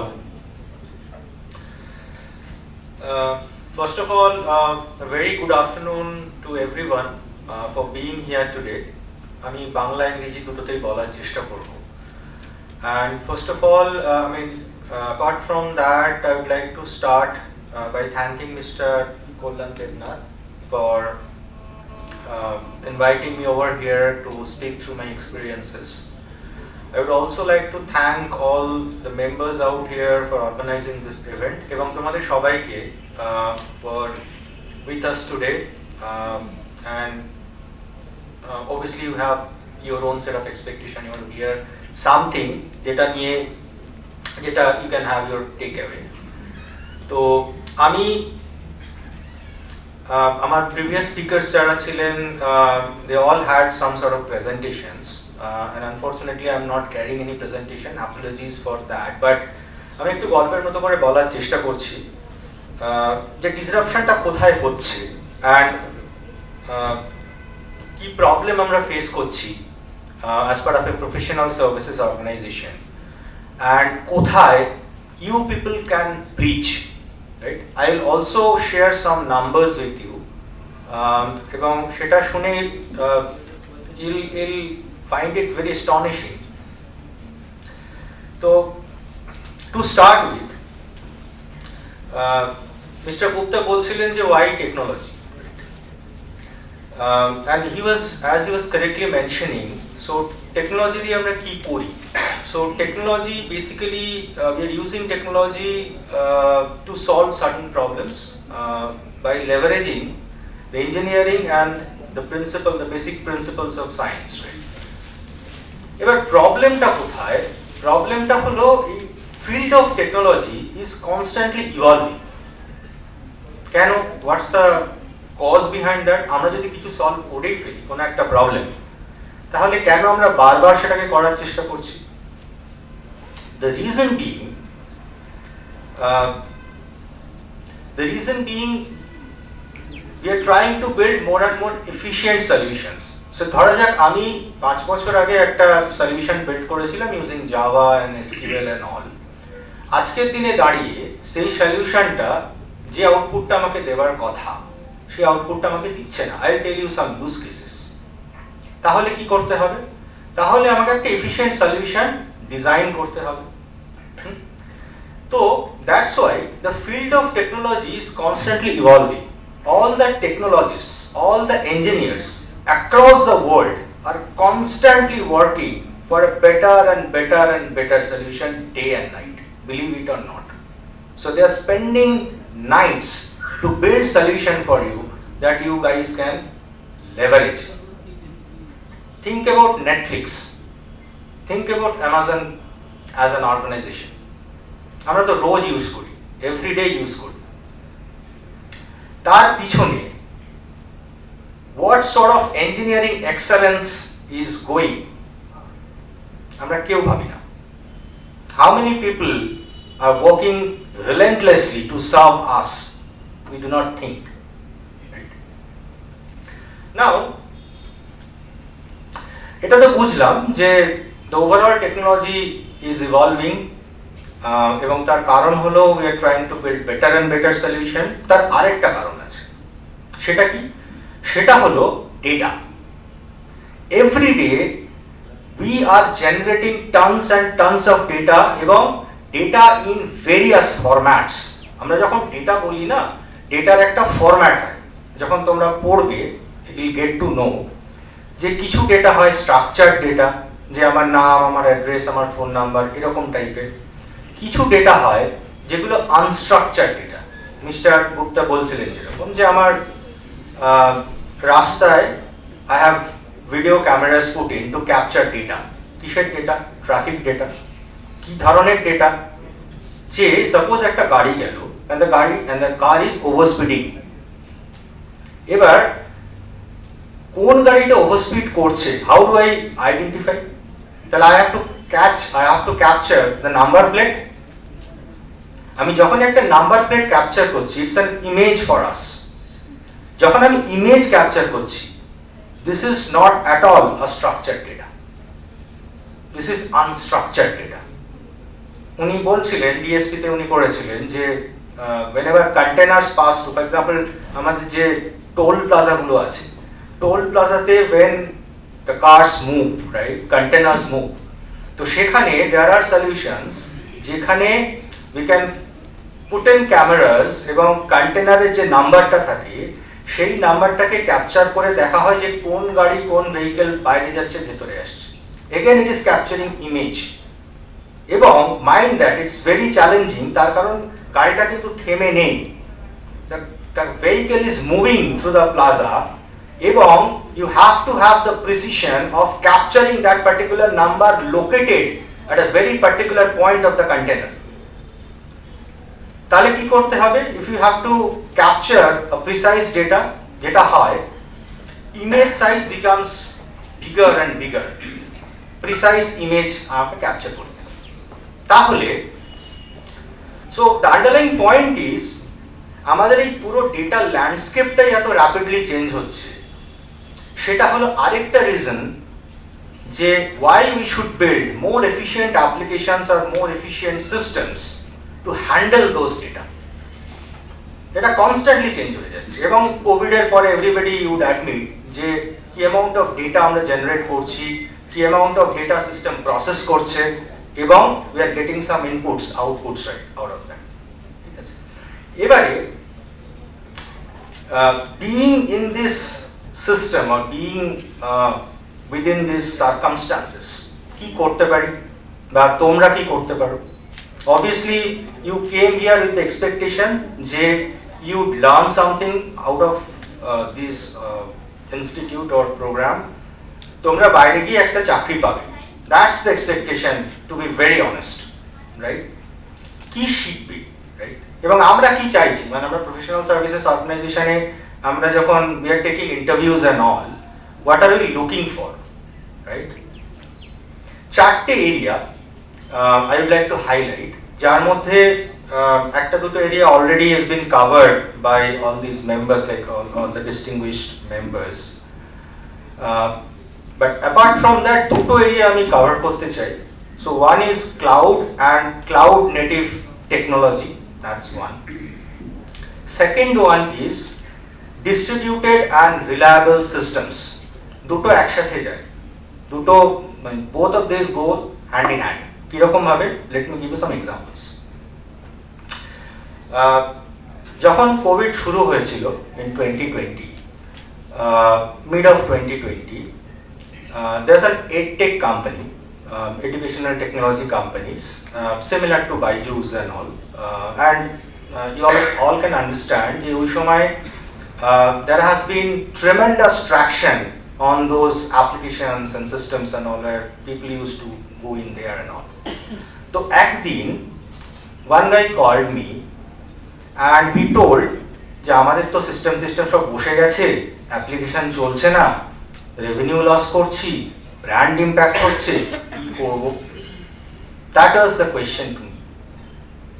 প্রবলেমটা কি হয়েছে, যে সিস্টেমটা ওরা design করেছিল, এতদিন ধরে সিস্টেমটা ইউজার সার্ভ করে যাচ্ছিল, সেখানে প্রত্যেক মিনিটে 50 থেকে 60টা ইউজার সাইমালটেনিয়াসলি লগ ইন করতে পারত। এখন সেটা হয়ে গেছে 500 টাইমস, 50টা ইউজার হয়ে গেছে 500 Times, 25,000 to 50,000 per minute, system crash করে গেছে। তাহলে কোথায় প্রবলেম? প্রবলেম হলো ডিজাইনের প্রবলেম। তাহলে কি করতে হবে? আমাকে ডিজাইনটা কারেক্ট করতে হবে। ডিজাইনটা কারেক্ট করতে গেলে কি করতে হবে? পুরো সিস্টেমটাকে আমার আবার করে রিআর্কিটেক্ট করতে হবে। তো এটা একটা এক্সাম্পল নয়, there are numerous examples that has come, যে আমার সিস্টেম চলছে না বা আমার অ্যাপ্লিকেশন স্লো হয়ে গেছে, ইটস সো স্লো যে user base, I'm losing my user base. যে user একটা বাটন টিপে বসে আছে and the chopper is rotating and rotating, there is no output, there is no response, and they are losing customers. তো এরকম numerous examples আছে যেখানে আমাদের সিস্টেমটাকেই ধরে রিডিজাইন করতে হয়েছে, রিপ্ল্যাটফর্ম করতে হয়েছে। এবার এখানে আরেকটা ইন্টারেস্টিং পয়েন্ট আছে, সেটা হলো যে ঠিক আছে অ্যাপ্লিকেশন ডিজাইনের প্রবলেম ছিল, আমরা অ্যাপ্লিকেশনকে রিডিজাইন করেছি, হোয়াট অ্যাবাউট ইনফ্রাস্ট্রাকচার? এতদিন পর্যন্ত অ্যাপ্লিকেশনসগুলো প্রাইমারিলি যেখানে চলতো সেটা হলো যে অর্গানাইজেশন, সেই অর্গানাইজেশনের নিজস্ব কিছু ইনফ্রাস্ট্রাকচার, নিজস্ব কিছু server, network, on top of all this things. এবারে আমি যখন অ্যাপ্লিকেশনটাকে রিডিজাইন করছি, অ্যাপ্লিকেশনটাকে আমি বানাচ্ছি to accept more and more traffic, more and more load, সেটাকে সাপোর্ট করার জন্য তার আন্ডারলাইন ইনফ্রাস্ট্রাকচারটাকে আমাকে রেডি করতে হবে। কে দেবে? আমি কি আমার নর্মাল ইনফ্রাস্ট্রাকচার সেটআপ দিয়ে সেটাকে অ্যাচিভ করতে পারবো? আনসার ইজ নো, বিকজ আমার ইনফ্রাস্ট্রাকচারের যে ইনভেন্টরি সেটা লিমিটেড। আমাকে যদি বলা হয় যে আরো 4টে সান সার্ভার কিনে আনো টু সাপোর্ট দ্যাট লোড, তার বাজেট আমি, তার অ্যাপ্রুভাল আমি পাবো না। তাহলে কি হবে? তাহলে আমি বসে থাকবো 6 মাস ধরে? No. So that's why cloud has come, যেখানে আজকের দিনে দাঁড়িয়ে এই ডেস্কের ওপর দাঁড়িয়ে আমি যদি চাই একটা লিনাক্সের সার্ভার প্রভিশন করতে, I can do it in 30 seconds. That's the power of cloud. এবং সেটা যদি না হয়, আমি ইনফ্রাস্ট্রাকচারকে যতই রিডিজাইন করি, আমি অপারেট করতে পারবো না। অপারেট করার জন্য যে বেসিক মিনিমাম রিকোয়ারমেন্ট ইনফ্রাস্ট্রাকচার, সেটা যতক্ষণ না রেডি হচ্ছে, যতক্ষণ না মোবিলাইজ হচ্ছে, আমি অ্যাপ্লিকেশন রিডিজাইন করেও I will not get anything, right? এবারে যখন আমি অ্যাপ্লিকেশন রিডিজাইন করছি, দেয়ার আর সার্টেন ফ্যাক্টরস যেগুলোকে আমাকে I have to keep in mind, এবং সেটাই হলো ডিস্ট্রিবিউটেড সিস্টেম ডিজাইনের চ্যালেঞ্জ। আমি দু একটা বলছি, আমি সবগুলোই যাচ্ছি না। একটা খুব কমন চ্যালেঞ্জ হলো যে যখনই আমি অ্যাপ্লিকেশনকে ডিস্ট্রিবিউটেড করে দিচ্ছি, ডিস্ট্রিবিউটেড মানে কি? ডিস্ট্রিবিউটেড মানে আমার সিস্টেমের একটা ইনস্ট্যান্স চললো ইন্ডিয়াতে, একটা ইনস্ট্যান্স চললো জার্মানিতে, একটা ইনস্ট্যান্স চললো নিউ ইয়র্কে, একটা ইনস্ট্যান্স চললো রাশিয়াতে, সামথিং লাইক দিস। ঠিক আছে, দ্যাট ইজ ডিস্ট্রিবিউটেড। এবারে প্রবলেম কোথায়? প্রবলেম হলো যে যখনই আমি সিস্টেমকে ডিস্ট্রিবিউটেড করে দিচ্ছি, আমি সিস্টেমকে কি করে কনসিস্টেন্ট রাখবো, আমার ডেটা কি করে কনসিস্টেন্ট থাকবে? ঠিক আছে। আরেকটা প্রবলেম যে যখনই আমি ডিস্ট্রিবিউটেড করে দিচ্ছি, আমি এনশিওর করছি যে আমি হাই অ্যাভেলেবিলিটি অ্যাচিভ করছি। হাই অ্যাভেলেবিলিটি মানে কি না, আমি সবসময় সিস্টেমটাকে অ্যাক্সেস করতে পারবো। তো যখনই আমি হাই অ্যাভেলেবল করে দিচ্ছি, আমি ডেটাটাকে বিভিন্ন জায়গায় ছড়িয়ে দিচ্ছি। Problem is how do I maintain data consistency? দুটো ডেটা যদি আলাদা হয়ে যায়, ফর এন এক্সাম্পল, আমি অ্যামাজন থেকে একটা জিনিস অর্ডার করেছি, এবং যদি দেখা যায় কালকে দাঁড়িয়ে যে না, you have not ordered anything, তাহলে how do I feel? So that is inconsistency in data. That I have to make systems such that it is consistent. So the underlying point here is that these are the opportunities to work on. যখনই আমি মডার্নাইজেশনের দিকে যাচ্ছি, যখনই আমি digital ট্রান্সফরমেশনের কথা বলছি, সেখানে যখনই আমাকে একটা এফিশিয়েন্ট ডিজাইন, এফিশিয়েন্ট সিস্টেম বানাতে হচ্ছে, there are so many components associated with that, এবং সেটা করতে গেলে we need people, we need skilled resources যারা কিনা এই কাজগুলো করতে পারবে, and obviously with the guidance of the senior people and all, but bare minimum we need skilled people, যেটা আমাদের নেই। And to tell you the truth, we are trying to get good people from the market, and the turnaround ratio is seemingly poor, floating around 4 to 5%. 20টা লোকের interview নিয়ে আমরা হয়তো একটা লোক পাই, and that too not satisfactory, আমাদের নিতে হয়, because না হলে সব বন্ধ হয়ে যাবে. So that's how the situation of the market is like. That's how the organizations, professional services organization, product organizations, every organization is suffering. They're not getting people, right? So there are numerous such use cases across cloud, cloud native, distributed systems. Mr. Gupta bolchilen, I mean, he covered a lot on data science, data analytics stuff and all. So I can list down 100 use cases right now যেগুলোতে we need people to work on, যেগুলোকে যদি আমাকে solve করতে হয় I need hands, right? এবং সেটা immediately দরকার. So that's the need of the hour, এক্ষুনি দরকার. It's not future at all, it's now. আমি ফিউচারে যাচ্ছি না. So there are so many other things, like people are talking about quantum computing, metaverse, self-driving cars. ওগুলো আমি ছেড়ে দিচ্ছি, মানে these are all fantasy and all to us. I mean in Indian market as of now. তো Indian মার্কেটের এখন কি দরকার? কোভিডের পরে যেটা হয়েছে, each and every organization, আগে যেটা ছিল only a handful number of organizations they used to do digital transformation to expand their business, for their business growth and all these things. এখন যেটা হয়েছে, every organization is an IT organization. তাদের underlying বিজনেসটা হয়তো banking, underlying বিজনেসটা হয়তো retail, কিন্তু every organization needs an IT team.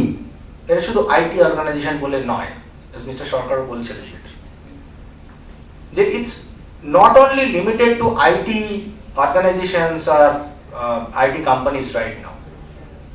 আমি কালকে যদি স্পেন্সারে যাই, স্পেন্সারেরও একটা আইটি টিম লাগে। আমি যদি কালকে বিগ বাস্কেটে যাই, বিগ বাস্কেটের একটা আইটি টিম লাগে।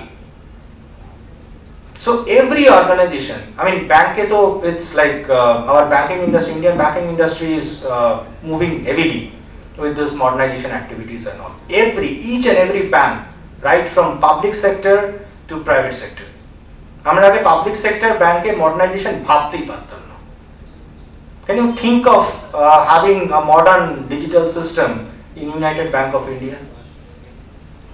You can't even think. Now every bank is thinking, how can I modernize my platform, my systems? I mean private sector bank to chede dichhe. So they are going big time. So the message is every organization is trying to achieve or trying to ride the journey of digital transformation, and everybody needs skilled people, not only us. Amader to dorkari, but the surface has increased a lot. এবং আরো অনেক areas আছে, যেরকম we are talking about cloud security, cloud compliance, data security. There's another important area which is software supply chain. এই যে এত software তৈরি হয় প্রত্যেক দিন, what is the supply chain through which it flows? মানে একটা সফটওয়্যার লেখা হওয়া এবং সেই সফটওয়্যারটা লাইভ হওয়ার মধ্যে there are so many things that happens and nobody knows. তার মধ্যে at least 8 থেকে 10টা interim stages থাকে, যার মধ্যে দিয়ে সফটওয়্যারটা যায়। Same as conveyor belt, যে কোথাও লেবেলিং করা হচ্ছে, কোথাও ক্যাপ লাগানো হচ্ছে, কোথাও প্যাকেজিং করা হচ্ছে, সিমিলার। এই যে সফটওয়্যার সাপ্লাই চেইন, আরেকটা interesting fact here is that software মানে কিন্তু ইটস নট অ্যাপ্লিকেশন নাও। আগে যেটা ধারণা ছিল যে সফটওয়্যার মানে আমি একটা অ্যাপ্লিকেশন লিখলাম, জাভাতে লিখলাম, নোট.js-এ লিখলাম। No, software also means your infrastructure as well. Infrastructure has become programmable right now. I can write a program to spin up a virtual machine, যেটা আগে we cannot even think of.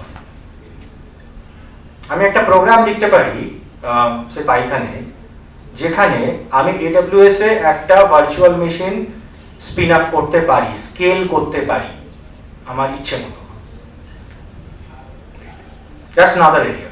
এটার সাথে ইনফ্রাস্ট্রাকচারের সাথে প্যারালালি যায় network. Network is also becoming programmable with the concepts of software defined network called SDN. তো এগুলো কি করছে ultimately? All these things are giving you the agility to expand the business, to accelerate business growth, and again and again এগুলো করার জন্য লোক লাগে। We need people like you. So my earnest request is try to learn at least one thing very seriously.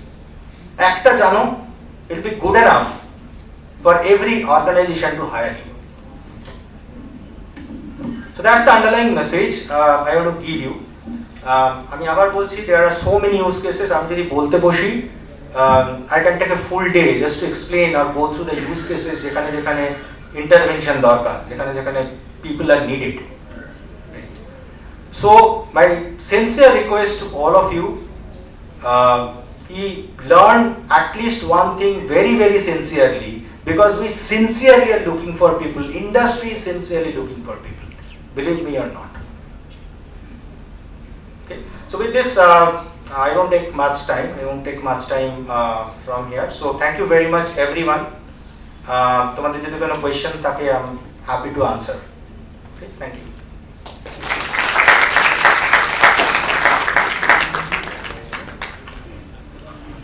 অসংখ্য ধন্যবাদ শ্রী সুমিত কুমার পাল মহাশয়কে। এবার আমাদের একদম শেষ বক্তা আছে, আমি অনুরোধ করব মাননীয় শ্রী সুশান্ত রয়, কান্ট্রি হেড অটোমেশন এজ মহাশয়কে তার থিমেটিক অ্যাড্রেসের জন্য। স্যার।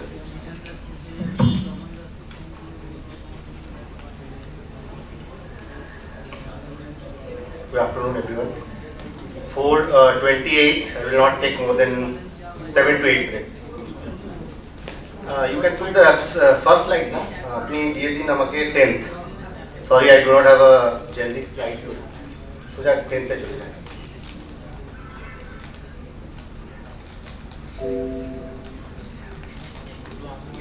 Okay, so যতক্ষণ এটা আসছে স্ক্রিনে, we have been talking about technology a lot.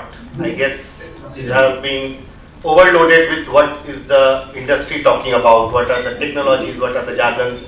We talk day in, day out. Gentlemen before me have already covered all the topics which I was thinking about talking. So let's not get into that. I guess you all are already well aware about these things. So why I am here, and thank you for asking me to participate in this wonderful event. So as the gentleman just before me from PwC has said, so we are dealing with scarcity of resources day in, day out.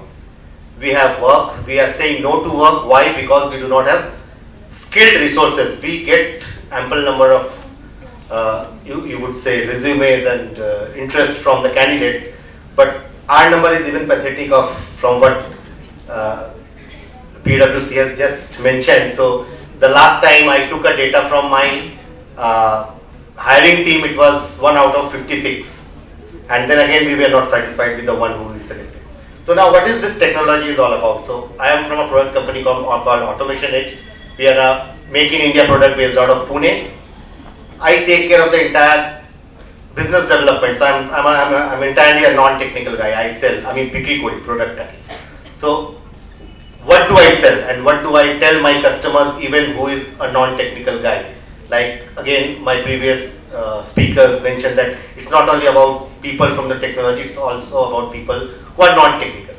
So jodi ami ekta sentence e describe kori what automation edge or even hyper automation as a technology which is being coined by Gartner is all about, it's an amalgamation of all legacy as well as new technology. So as you can see, I have distributed the technology into 4 quadrants. So this is a hyper automation edge wheel, hyper automation wheel, or as we call it internally as a product company, automation edge wheel. So there are 4 quadrants, and you can consider them as 4 technologies, which is RPA, robotic process automation. Amra day in day out shuni ajkal. in a layman's language, it's mimicking a human user on a UI level. So it's technology like screen scraping and all we use to whatever a human user would be doing. যখন আমরা বসি, say for example, let me put it this way, আমরা Facebook এ যাই and we do few things. We go to LinkedIn, we go to Google and do few things which are straight through processes. We do not need any human intelligence. If I can write a few script or write a few workflows on a product like automation edge, ওই জিনিসটাকে আমরা automate করে দিই. So you do not need a human being, you do not need to go and log into a system and do that repetitive and mundane task. So what are we doing, or what is the technology doing? Boring কাজগুলোকে সরিয়ে দিচ্ছে. What people anticipate, or whenever I go and talk to a new organization or tier 3, tier 4 organization, people are scared, okay, automation হবে আমার চাকরি চলে যাবে. It's not like that. You scale up. There are even new roles and new responsibilities which are evolving. There was no concept of CDO few years back, like Chief Digital Officer. Banks and every big conglomerates, even tier 2, tier 3 companies, they are coming with Chief Digital Officer, who are not only a technical guy but having a flavor of business as well. So notun designations asche, explore. You guys might be knowing whenever you go and search for new opportunities, right? So that is how the story is. That is how the world is, like I would say, evolving from the legacy way of doing it. So we are now using terms like low code. So a platform like Automation Edge or any hyper automation platform is a platform from no code to low code to pro code. That is what we say. No code means at the latest. You do not need coding, or even if you are a citizen developer, you do not need to know even a single line of code to develop a workflow or develop a automation process end to end. You can just drag and drop things, just as we do in our schools or in our colleges. Amra workflows banai, flowcharts banai. You can just build a flowchart digitally and you can automate the process. To low code, that means few lines of coding, and then to pro code means hardcore legacy way of doing it. Whenever you are automating a very complex process, that is where you need to touch this pro code type of technology, where you need to write languages. You need to write codes in different languages. And this type of platforms, they support almost all type of languages. This is a Java based. There are products which are .NET. You can write your own Python language within our machine learning plugins. So again, moving ahead and quickly ending my presentation, it's an amalgamation of different technologies, right? And this is how the latest service providers work. You go to Uber, Uber. So we are used to Uber. We click few buttons and my cab is in front of me. We click few buttons and my grocery is in front of me. But again, as already mentioned by my previous presenters, there are so many things happening in the back end. When you are clicking, there are almost 20-25 systems in the back end which are getting triggered.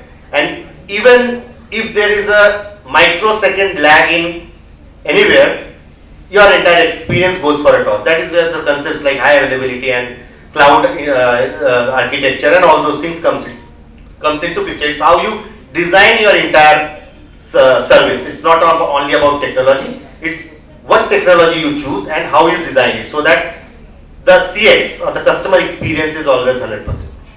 Moving on to the next technology, like data integration, iPaaS. So data, everything comes from data. Like data is the new gold, which we have been hearing from years now. These technologies help you extract data from different sources. আমরা যখন আজকাল ব্যাংকে account খুলি, if you go to modern banks, they do not have an army of people opening for account opening process. What they do, ওই just ফর্মটা একজন নিয়ে কোথাও একটা স্ক্যান করে রেখে দেয়, that's it, and your account is being opened. Public sector banks are yet to go to that phase, but even my customers, the top banks of India, they are doing it. আমরা এমন system একটা বানিয়ে দিয়েছি, ওরা scan করে একটা ফোল্ডারে রেখে দেয়. That is where a bot gets triggered. It uses the IDP technologies like intelligent document processing. It goes and even creates the bank account in their core banking system, which can be Finacle or any other system. And then even before you move out of your bank, in some cases, your account number is generated. That means you are ready to use a bank account. So whatever technologies we have been talking about since morning, these are all dots. Like we have to connect the dots. কোন technology, কোন use case rightly use করা উচিত is what we are talking about. Can you move on to slide number 15? So I'm just I'm just announcing an offer here. So I was actually exploring something like this in Calcutta from quite some time. I have been personally approaching colleges like Shivpur and other colleges. We need people. Who do we need? If you have a basic Java knowledge, if you do not have, go and learn it. Go to my automationedge.com portal. Get yourself certified. There is a integrated learning management system there. Get yourself certified. Upload your CV. You will definitely get a call for an interview. Go to the next slide once. Important. 17. Sorry, 18.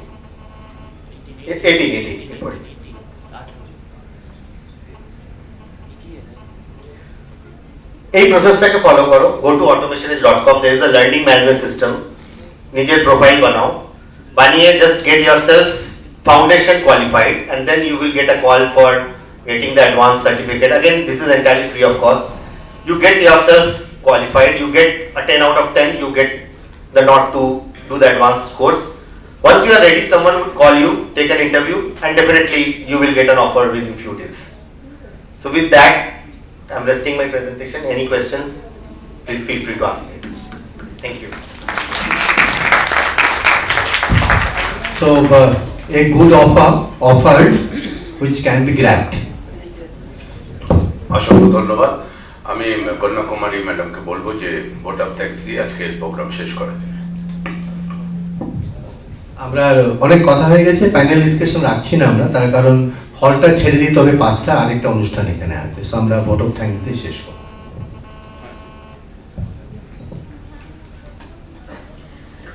I thank you all the speakers today. যেটা আমরা একদম প্রথমে এতগুলো jargon ছিল, কিছুই বুঝতাম না। We got little hold of that and I would request students, আচ্ছা আমার একটা কথা আছে, হ্যাঁ, আমাদের এই যে ফিউচার স্কিলস বা এই যে টেকনোলজি নিয়ে আমরা এত কথা বলছি, আমরা কিন্তু সবাই ইউজ করি, সবাই আমরা কিন্তু actually great by the technology thing, কিন্তু আমরা কিন্তু কনসিয়াস না, এবং এটার পেছনে কি যোগ্য চলছে সেটা কিন্তু আমরা কনসিয়াস না, রাইট? যেটা আপনারা বলছেন, এটার পেছনে যে একটা কনভেয়ার বেল্টের মতন সব কিছু, we are not conscious about that. এইটা সম্বন্ধে জানা বা না জানা বা এই সব কিছু সম্বন্ধে, এটা কি আমাদের বাংলা ল্যাঙ্গুয়েজে হতে পারে? বিকজ আমার কেন জানি না, আমি একটু জিজ্ঞেস করছি আপনাকে, ল্যাঙ্গুয়েজ আমরা লোকাল ল্যাঙ্গুয়েজ বা ল্যাঙ্গুয়েজ চয়েস যদি থাকে, টেকনোলজি বলতে থাকে English, obviously it's integrated with English language. আমাদের মাতৃভাষা বা যে কোনো মাদার টাঙে এই টেকনোলজিকে ইন্টিগ্রেট করতে পারা যেতে পারে বা এরকম হওয়া যেতে পারে তাদের স্টুডেন্টসের জন্য খুব ইজি হয়। Why Bangla? Any language, মানে student will have a choice. এই যে আজকে যা কথা হলো যে সেটা তাদের মাতৃভাষায়, যে সে চাইনিজ হোক, কোরিয়ান হোক, বাংলা হোক, যাই হোক, এইটা কি টেকনোলজি আমরা কি এইদিকে দেখতে পারি? আমি স্টুডেন্টসদের হয়ে একটা জিজ্ঞেস করছি, কারণ টেকনোলজি সব কিছু জানেন তো, মানে যেহেতু ভাষাটা অন্য থাকে, আমি কিন্তু জেনারেল মানে হিউজ পপুলেশনের জন্য বলছি। মানে অ্যাবসলিউটলি যেটা করা যেতে পারে সেটা হলো যে মানে the first place is academies like Peerless skills and all, যেখানে আমরা যখন স্টুডেন্টদের টিচ করাবো, তো মানে that's my personal opinion again, so we better teach our students with the use cases পরিষ্কার বাংলা ভাষায়। এবার দেখুন, কিছু কিছু জিনিস ইউ ক্যানট লিটারালি ট্রান্সলেট। মানে আমি যদি আজকে বলি অ্যাভেলেবিলিটি অফ সিস্টেমস, এই অ্যাভেলেবিলিটি শব্দটাকে আপনি যদি জোর করে বাংলা করতে যান, it will be a disaster. So let those specific terminologies be at their own place, but সেটাকে আপনি কিভাবে এক্সপ্লেন করছেন, কিভাবে আর্টিকুলেট করছেন, কিভাবে আপনি স্টোরিটাকে বিল্ড করছেন, that would make much more sense rather than translating your individual words word by word or literal translation. সেটা আমার মনে হয় that would deviate your overall goals and objectives. ঠিক আছে, এটা একটা কোয়েশ্চেন ছিল। Thank you all the speakers. আজকে আমরা এটাতে আমাদের ইভেন্টটাকে ক্লোজ করছি। Thank you all the participants, আপনারা কষ্ট করে এসেছেন। ঠিক আছে, I would request speakers to take the first exit entrance and with this we come to the end of the programme. Sir আপনি কিছু বলবেন? স্যার ঠিক আছে। ঠিক আছে, thank you, thank you. Rest of the audience, kindly take that exit door from behind, and I would request the speakers and guests to take the first exit door.